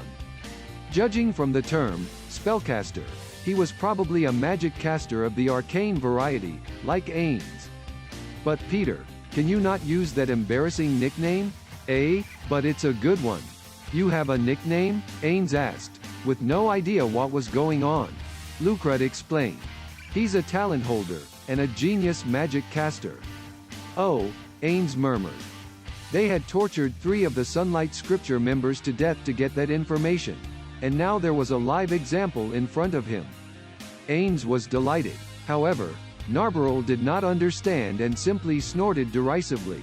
Ainz sighed in relief after he realized that none of them had heard it. He was slightly mad because his incompetent subordinate was doing odd things like this during a negotiation, but getting into an argument here would not be productive either, so Ainz quickly calmed himself down. It's nothing much, it's just that I happen to have a talent pertaining to that field. Oh, Ainz was even more interested, and he leaned forward, straining to listen. Much like martial arts, talents were abilities that did not exist in Yggdrasil but which were unique to this world. About 1 in every 200 people was born with a talent. While talent holders were not rare, the abilities themselves varied greatly in potency and type. For instance, there were talents like being able to predict tomorrow's weather with 70% accuracy, the ability to strengthen summoned monsters, hastening the harvest by several days, using the magic of the dragons which once ruled this world, and so on. However, all of these were inborn abilities, which could not be chosen or changed. It was quite common to encounter situations where these abilities could not be applied. If someone was born with a talent that could improve the destructive power of their magic, but they never had the chance to become a magic caster, then their talent would be useless. There were very few people who could make good use of their talents. There were almost no talents which could dictate the course of one's entire life, apart from a few exceptionally powerful talents. The best proof of that statement was Gazov Stranov, who was a warrior without a talent. However, people with combat-applicable talents tended to go into the adventuring profession. Therefore, talent holders were a common sight among adventurers. The person before him was one of those lucky few who could fully utilize his talent. I think his talent had something to do with being suited to studying magic, and he only took 4 years to learn what should have taken 8 years. I'm not a magic caster, so I'm not sure how great that is. Ainz was a magic caster as well. Those words made him curious, and awoke a collector's desire within him. This was an ability which the great underground tomb of Nazarick did not possess, and which could strengthen the organization. If he could gain control of that ability, it might be worth making enemies of everyone here. Shrinking the time it took to learn an ability like this should have been the province of a super-tier spell, Wish Upon a Star. The two of them continued talking, without realizing that Ainz was watching them under his helmet, like a tiger ready to pounce on its prey. I'm really lucky that I was born with this ability, because it allowed me to take a step closer to my dream. Without this power, I would have ended my days as a lowly peasant. Ninya's muttering was gloomy and solemn. As though to sweep away the grim air hanging over the room, Peter continued in a completely different tone. Well, no matter what, you're still a famous talent holder in this city. Still, there's people more famous than me. The leader of Blue Rose? That person's famous too, but I was talking about someone within this city. You mean, Bareare Shi? Shouted the last person, who had not yet been introduced yet. Ainz was curious about the name and asked, and what sort of talent does that person have? A look of surprise came over all four of them. It would seem this was common knowledge. Ainz had asked that question because he was curious and wanted to acquire an ability which could strengthen Nazarick. Therefore, in response to the regret he felt over his carelessness, he told himself that there had to be some way to recover from a mistake like this. However, before Ainz could explain, the other side came to a conclusion of their own.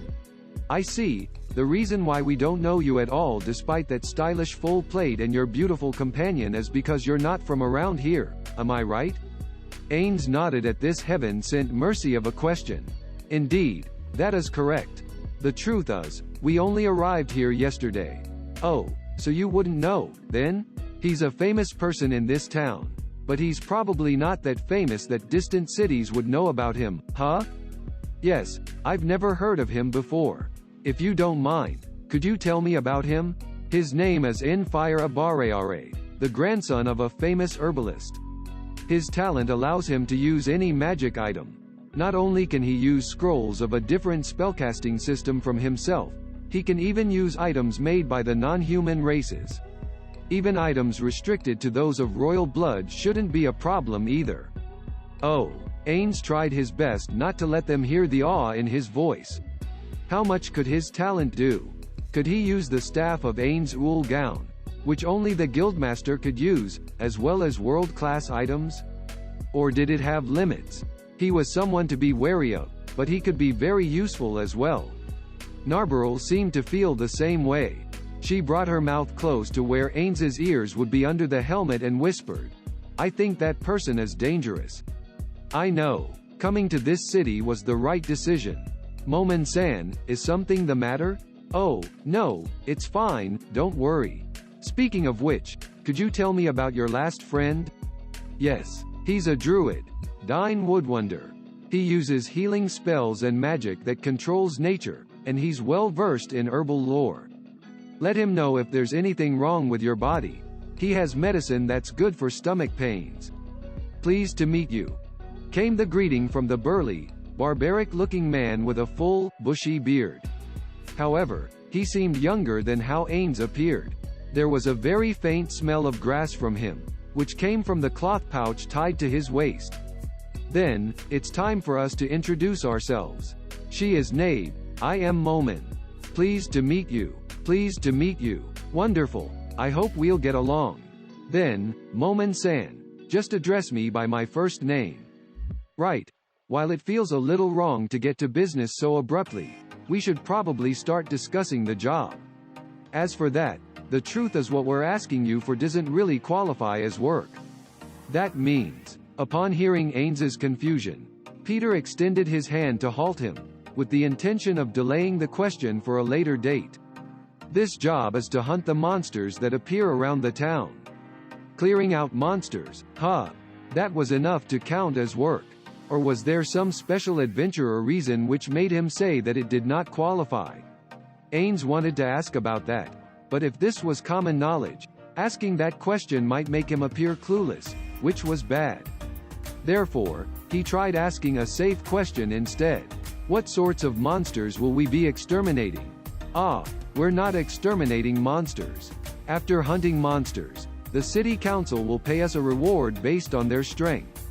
What do they call it where you come from? Momon-san. So that was it. Ainz understood. When Peter said that this did not qualify as work, in Yggdrasil terms, it was more like killing spawned monsters and taking the items they dropped.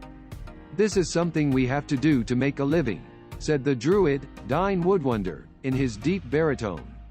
Following that, Lucrut spoke up as well. For us, it's making a living, but what we do also reduces the danger to the surrounding people.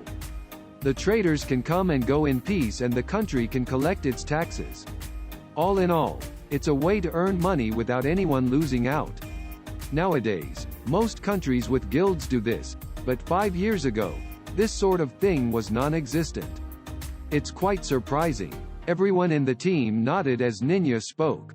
They began chatting amongst themselves, leaving no openings for Ainz to cut in.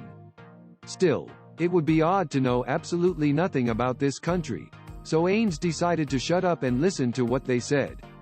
It's all thanks to the Golden Princess, long may she live. She proposed a policy through that would waive taxes on adventurers, although it never got passed. Oh, to think she paid so much attention to adventurers. Indeed, some rulers would treat armed organizations who were not loyal to the country as enemies. Even the empire isn't so generous. That princess sure is brilliant, coming out with all these great proposals, although almost all of them were shot down. I want to marry a beautiful girl like that, then, shouldn't you work on getting ennobled? Ah, no way, no way, I couldn't live a stifled life like that. I think being a noble's not bad. After all, the kingdom pretty much allows a noble to trample the peasants and do as they please. There was a strong undercurrent of mockery hidden beneath Ninya's words. Ainz furrowed his non-existent brows within his helmet, but Narberl remained still, a nonchalant look on her face. Lucrut replied in a jovial tone, "Yua, that tongue of yours is still so vicious. You really hate nobles, don't you? I know that some nobles are honorable, but my big sister was taken away by that pig. I can't not hate nobles. We're getting sidetracked here. We shouldn't be talking about this sort of thing in front of our comrades, Momon Shi and Miss Nave." After Dine tried to get everyone back on track, Peter coughed in an incredibly fake manner before continuing. "And so, we'll be searching for monsters in the nearby region. We're close to a developed region, so the monsters shouldn't be too strong. Does that displease you, Momon-san?" Peter spread a piece of parchment on the table. It looked to be a map of the surrounding region. The map showed villages, forests, rivers, and so on. Basically, we'll be heading south and looking around this area. His finger moved from the center of the parchment to the vicinity of the southern forest. We'll be hunting monsters in the forest bordering the slain theocracy. The only creatures who can hit the backline are goblins with magic items that grant flight. However, we won't get much for killing such weak monsters. Ainz had his doubts about this group's easygoing attitude. From what Ainz knew, there were many kinds of named goblins in Yggdrasil, and their levels ranged from 1 to 50. Since individual goblins could vary widely in power, one could not lump the goblins into one big group. A moment's carelessness could lead to dire consequences. Did their relaxed attitudes mean that they were confident of not encountering high-level goblins, or did it mean that this world's goblins were simply that weak? What if a powerful goblin shows up? While it's true that powerful goblins exist, they won't show up in the forest we're heading towards, because these goblins are usually tribal leaders. They won't mobilize their entire tribes just for us. The goblins know about humanity's area of influence, so they're fully aware of the retaliation that'll be headed that way if they launch a large-scale attack. It's especially true when it comes to the stronger goblins, since they tend to be the higher-ranked and more intelligent members of their species. Plus, Nabe-san can use third-tier magic, so it should be fine even if we encounter high-level goblins, right? I see. However, I'd like to remind you that there are goblins who can use third-tier magic. Just for my reference, could you tell me about the monsters we might encounter? The Swords of Darkness turned in unison to look at Ninya. Picking up on their thoughts, Ninya began explaining with a mentorly look on his face. We're likely to encounter goblins and the wolves they raise.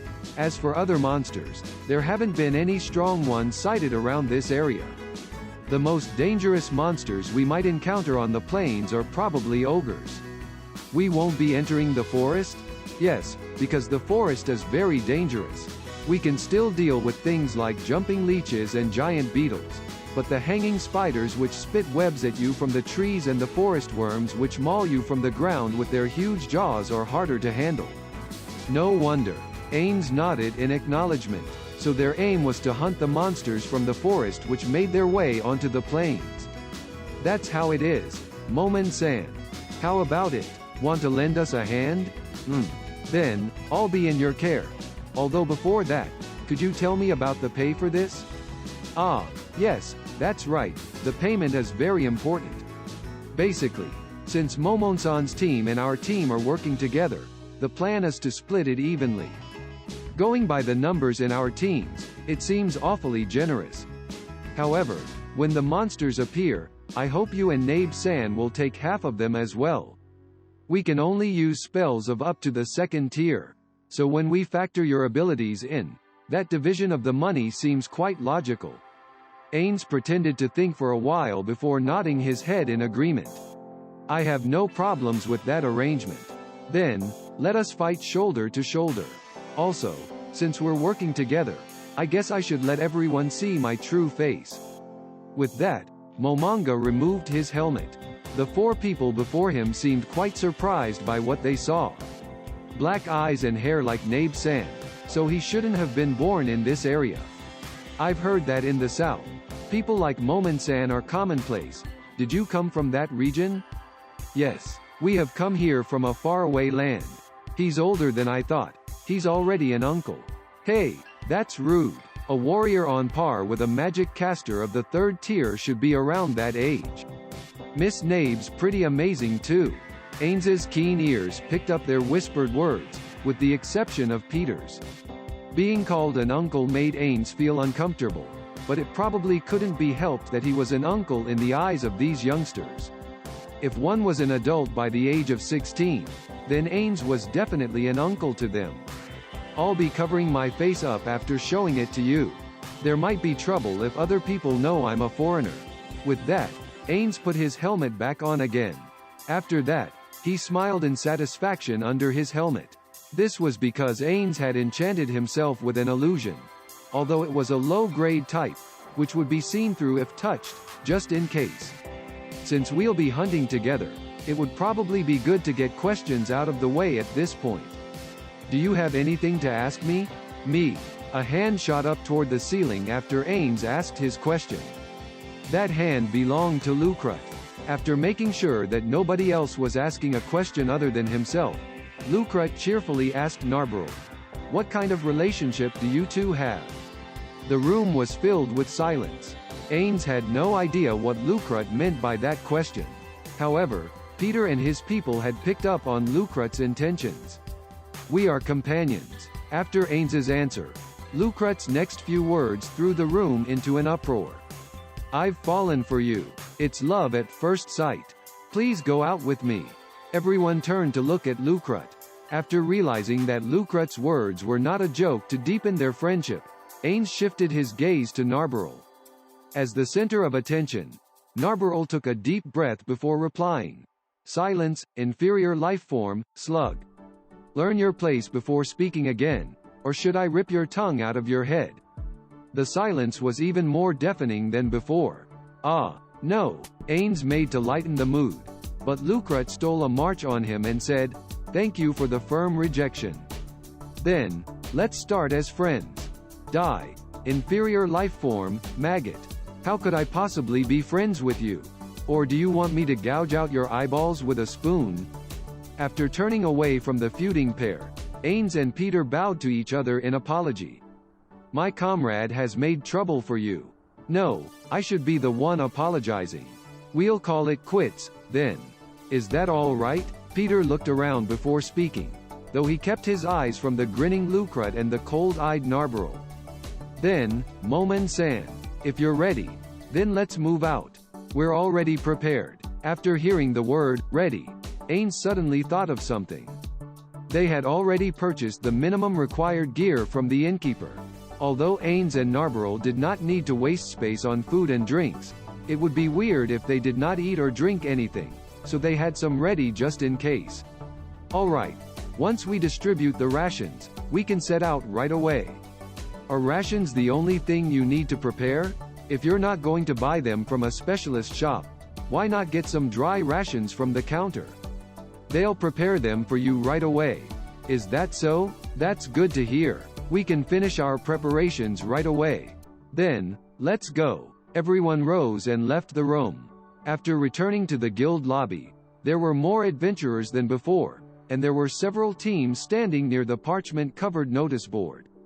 However, everyone's attention seemed focused on a certain teenager. The blonde-haired teenager was talking to one of the counter girls, and the other two receptionists were leaning in to eavesdrop on their conversation. If things had been busy when Ainz came in, the current situation was now the exact opposite. The counter girl's face, no, her mouth was in an O shape. It was a look of surprise. And the person she was looking at was none other than Ainz himself. What's going on here?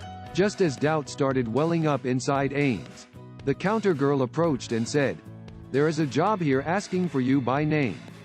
Those words changed the air in the room instantly. Ainz could feel many curious eyes staring unreservedly at him. The Swords of Darkness were similarly shocked. Narberal shifted briefly at the unpleasant change in the room's atmosphere. This was to make it easier to act during the critical early stages of a battle. Ainz could not help but feel worried by this. This is bad. Narberal's movements are bad. Judging by the way Narberal stood beside him, she must have thought that something strange was about to happen and had taken up a defensive posture to protect Ainz. However, it was an action completely unfitting for a situation like this. Normal people would not do such a thing under these circumstances. Granted, protecting Ainz was her top priority, but her movements were far too thoughtless. You idiot. Albedo's the same way too. What the hell are the both of you thinking? No, it's more like they didn't think at all. They feel like they can crush humans like insects because they look down on them. While that sort of attitude could not be helped from NPCs of a guild composed of heteromorphic beings, Ainz Ooal Gown. There was a time and place for that sort of thing. An annoyed Ainz wanted to ask his past comrades, "Why are all your NPCs like this?" He did not care what kind of backstory they had, but they needed to have basic social skills, as well as the ability to take note of the time, place, situation, and respond accordingly. He did not have time to scold Narberal now. If someone discovered that Narberal was in battle mode, who knew what sort of trouble they might get into? Ainz immediately karate chopped Narberal on the head. Although he did not use his full strength, he was still wearing his Jarngraper. Narberal looked back at Ainz with tear-filled eyes, a look of surprise and confusion on her face, as though Ainz had grievously wounded her with that strike. However, Ainz paid her no heed and asked the counter girl, "And who is this person who has asked for me by name?" The moment those words cleared his mouth, Ainz cursed himself. Who else could it be but the boy in front of him? That would be Nfire Bareare-san. I just heard that name. As Ainz thought this, the boy approached him. "Pleased to meet you. I was the one who put out that job." The boy nodded slightly, and Ainz returned the gesture. Actually, this request. Before the boy could finish speaking, Ainz raised his hand to interrupt. "My deepest apologies, but I've already made an agreement with someone else for a job, so I cannot accept your request right away." The air in the room seemed to shudder as he said this. The reaction of the Swords of Darkness was more intense than Ainz's own. Momon-san. "He asked for you by name." Peter's response filled Ainz with doubt. Was a personal request something to be surprised about? However, that may be so, but should I not carry out the job I've been requested to do earlier? Ainz's decision seemed to have been the right one. Some of the adventurers around him were nodding in approval. Just then, he had a flash of inspiration. However, our job is hardly a request. If we don't meet any monsters, there won't be any pay to speak of. Peter's words to Ainz trailed off, and he sounded reluctant to speak them. Being hired by the boy with the famous grandmother was a far cry from wandering around the place trying to kill monsters.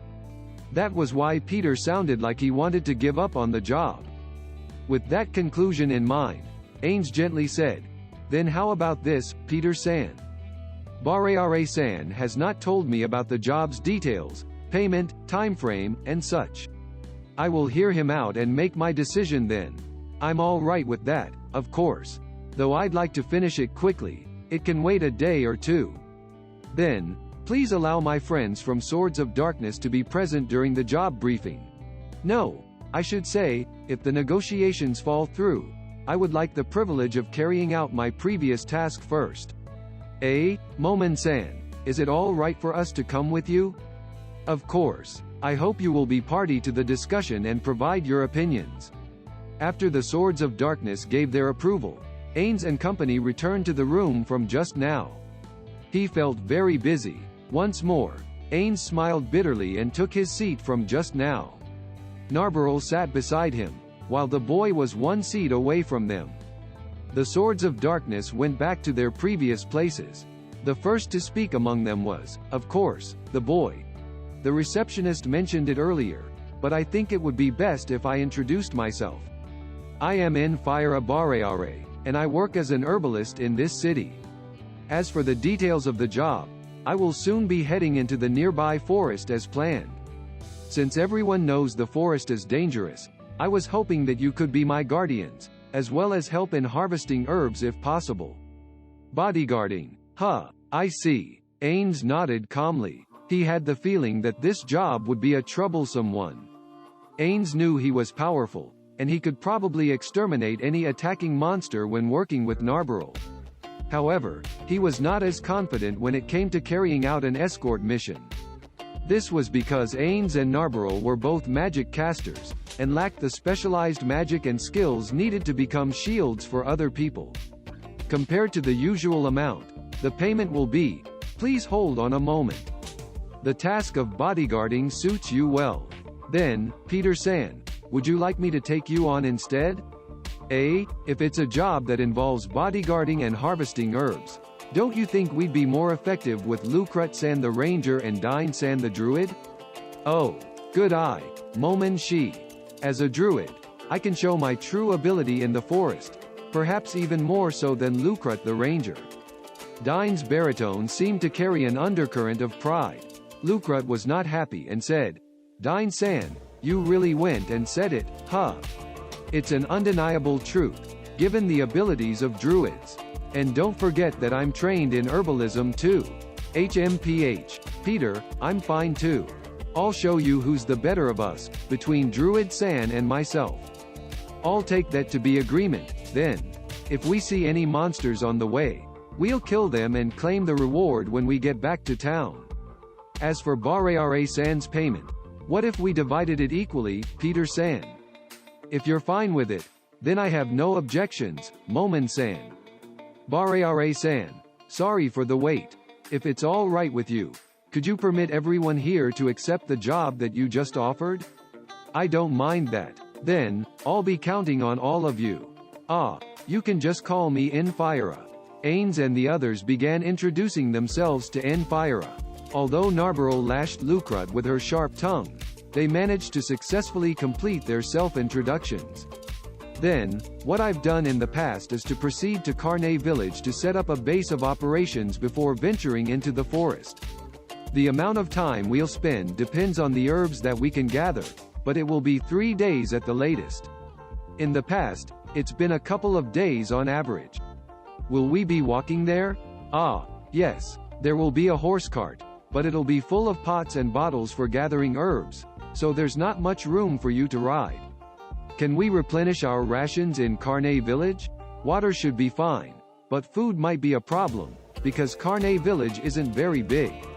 The Swords of Darkness began discussing the preparations for the journey, as well as asking Enfire several questions. As Ainz saw this, he decided to speak up as well. May I ask a few questions? After seeing Enfire smile and nod in reply, Ainz began with the first question.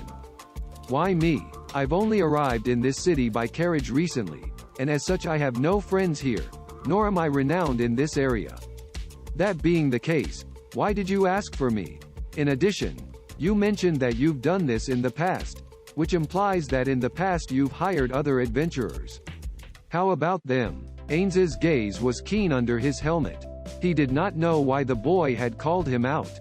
If he had been exposed, then he would need to change his disguise and his approach to things. Ainz studied Enfire closely, though he could not see his eyes, due to the hair concealing them, but he could not tell what the boy truly wanted. Could it be that he was overthinking this? Just as Ainz was beginning to get suspicious, Enfire replied, the adventurers I hired in the past have all left Rantel for another city. That's why I was looking for new adventurers. Also, actually, I heard about what happened in the inn from one of its guests. What happened in the inn? Yes, I heard that someone effortlessly threw an adventurer one rank higher than himself. I see. Ainz had planned to use a show of strength to increase his renown. Had this boy taken the bait? Once more, as suspicion welled up in Ainz, Enfire smiled and pointed to the plate on Ainz's breastplate. Plus, copper-ranked adventurers are cheaper, right? Hopefully we'll get along for a while yet. Haha, I do hope so. Ainz understood how it was like to hire an untested rookie. He slowly felt himself lowering his guard, but there was one thing that worried him. If that really happened, as Ainz thought about this, the other were asking questions one by one, which Enfire took in stride. After there were no more questions, Enfire announced, "Then, let's move out once we're ready." In the dead of night, a hooded person entered the giant graveyard of Rantel, with steps that made it seem as though it were gliding across the ground. The person's hooded, jet black cape and the way its waist and shoulders did not move up and down as it advanced was quite peculiar, resembling a ghost when viewed from afar. The figure deftly avoided the magical illumination of the tomb and proceeded ever inward. Before long, the figure arrived at a mausoleum, and shed its hood. The figure was a young woman of around 20, in the flower of her youth. She had a pretty face, and she was cute in the way of a kitten or other small animal. Still, while she looked adorable, there was a carnivore's predatory nature hidden under that face of hers. "I'm here." As she spoke in playful tones, the girl ran her fingers through her short blonde hair and pushed open the stone doors to the mausoleum. The noises of clattering metal came from under her cloak, like the sound of chain mail. Once inside the mausoleum, all the slabs for corpses were empty. The grave goods for the deceased had already been taken away. Perhaps it was the scent of all the incense absorbed by the stone, but a fragrant smell tickled the girl's nose. The girl furrowed her brows, then headed steadily inwards. The girl pressed on an unobtrusive little carving as she hummed. As the carving moved, there was a click as something made contact with something else. A moment later, the sound of grinding came forth. The slabs slowly moved aside, and a path leading downstairs appeared. "I'm coming in." With those sing-song words, the girl descended the staircase. It curved halfway, and led to a wide open space beneath the earth. Although the walls and floor were made of mud, they looked like they had been reinforced so they would not collapse so easily. The air was relatively clean. The airflow to this place was good, which kept the air in here fresh. However, this was not part of the graveyard. It was something far more malevolent in nature. Menacing tapestries hung on the walls, with several crimson candles made from fresh blood below it. They gave off a pale radiance, as well as a smell of burning blood. The flickering flames generated countless shadows, and there were several holes here, big enough for people to pass through. The unique corpse stench of low-tier undead wafted out from those holes. The girl looked around, and her eyes stopped on a certain place. "Ah, creepy guy who's hiding in a corner, you've got a guest." The man watching his surroundings from his hiding place in the dark corners of the room heard those words, and his shoulders trembled. "Hi. I'm here to meet Kaji-chan who's supposed to be here, is he?"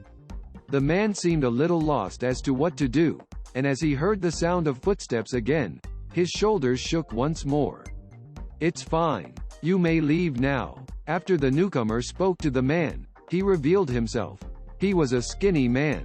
His eyes were sunken in, and his face was a corpse-like pale white, which could be summarized in the word, lifeless. His scalp was bereft of any hair, nor were there any eyebrows, eyelashes, or any body hair at all. He gave the impression that he was completely hairless. Given that, there was no way to tell his age at all, but since there were no wrinkles on his skin, he probably was not that old. The man was dressed in a dark red robe that was the color of dried blood, and wore a necklace made of the skulls of small animals. His hands were so shriveled that they resembled claws, and his fingers, tipped with dirty yellow fingernails, were wrapped around a black staff. Rather than a human, he looked more like an undead monster. "Hi Kaji-chan." The man frowned as he heard the girl's playful greeting. "Can you not address me like that? It'll damage the reputation of Zuranon." Zuranon. They were a powerful and evil secret society, counting several veteran magic casters among their number and led by a wise leader. After orchestrating several tragedies, they had become enemies of the countries in the region. Really, the fact that the girl did not wish to change the way she addressed him made the man frown even more. "And then, why did you come here? You know I'm infusing energy into the orb of death, right? If you're here to make trouble, I have ways to deal with that too." The man narrowed his eyes, and tightened his grip on his staff. "No, Kaji-chan, I just came here to bring you this." The girl flashed him a coquettish smile and reached around under her cape. There was the sound of clattering, and then the girl triumphantly produced the item she had been looking for. It was a circlet. Countless small gems adorned thin, metallic threads, looking for all the world like a spiderweb covered in water droplets. The item was exquisitely made, and in the middle of the circlet, where the wearer's forehead would go, was a large black crystal. "This is..." The man could not help but stare in silence. Although he had only seen it from a distance, there was no mistake here. This was the crown he had seen once before. The symbol of a Miko princess, the crown of wisdom. "This is one of the treasures of the slain theocracy. Correct, I saw a cute girl wearing this strange crown, but it looked so wrong on her head that I took it off and then I was so surprised. She went mad peeing and crapping herself." The girl convulsed in laughter. The Miko princesses stood at the heart of the slain theocracy's rituals. There was no way that she, as a former member of the Black Scripture, would not know what would happen when she snatched the crown of wisdom away from its bearer. After all, when the time came for a new Miko princess to be appointed, the job of the Black Scripture was to remove the crown from its current wearer, and then promptly send the now insane Miko princess to be with the gods. Still, it can't be helped. It's the only way to obtain this. It's the fault of the person who made the crown. He's the one to blame. There was no way to safely remove the crown of wisdom. The only option was to destroy it. However, the crown would delete the wearer's personality and turn a human being into a magic item that could use incredibly high-tiered spells, so nobody would do anything wasteful like destroying it. Still, there were such madmen around. To think you'd betray the Black Scripture for such trash. Why not steal one of the divine artifacts of the 6 gods? Calling it trash is too mean. The man laughed at the girl who puffed up her face. Nothing wrong with calling it trash, right? Girls who can wear an item like this are 1 in a million. Finding a wearer for this would probably be impossible, even in the slain theocracy. The slain theocracy was the only one in the surrounding countries that kept detailed registers and genealogies of its citizens. Therefore, by consulting those registers, one could easily find a wearer for the item, in other words, a sacrifice. Without that, it would be hard for even Zuranon to find such a person. But really now, it's impossible to get those artifacts after all. That antique show is guarded by the strongest monster of the Black Scripture. That ancient beast with the blood of the 6 gods that's beyond the realm of humanity. A godkin, huh? Is that fellow really that strong? I've only heard about it from you. It's stronger than the idea of strength. The relevant information has been sealed up, which is why you don't know if someone who knew about it was interrogated with mind-affecting magic. It would be really bad. I've heard that if the secret got out, it'd lead to total war with the surviving true dragon lords, which means the slain theocracy would get destroyed in the crossfire. So I hope you'll pretend you never heard any of it. I find that hard to believe. Well, anyone who hasn't seen that power would think so. Well then, let's get down to business. Kagetsu, are you willing to help me out as a fellow member of the 12 executives? The girl's tone finally changed. Oh, showing your true face at last, oh fragment of Quintia? But don't call me Dale. I've cast away that baptismal name. Then, don't call me a fragment of Quintia, Call me Clementine. Clementine, what do you want me to help you with? There's a pretty outstanding talent holder in this town, no? Maybe that guy could wear this item. I see, that guy from the stories. Still, you could easily handle the task of kidnapping a single human being by yourself, no? That's right, but I'd like some sort of confusion while I make my move. I see, a distraction while you flee, huh? What about it? What if I was willing to help with your ritual? It's a good deal, right? The man, Kajit, narrowed his eyes and smiled evilly. Wonderful, Clementine. If you're willing to help me, I can carry out the rite of death. Very well. I shall aid you with all the resources at my disposal. Hope you guys enjoy the chapters, and a thumbs up is appreciated.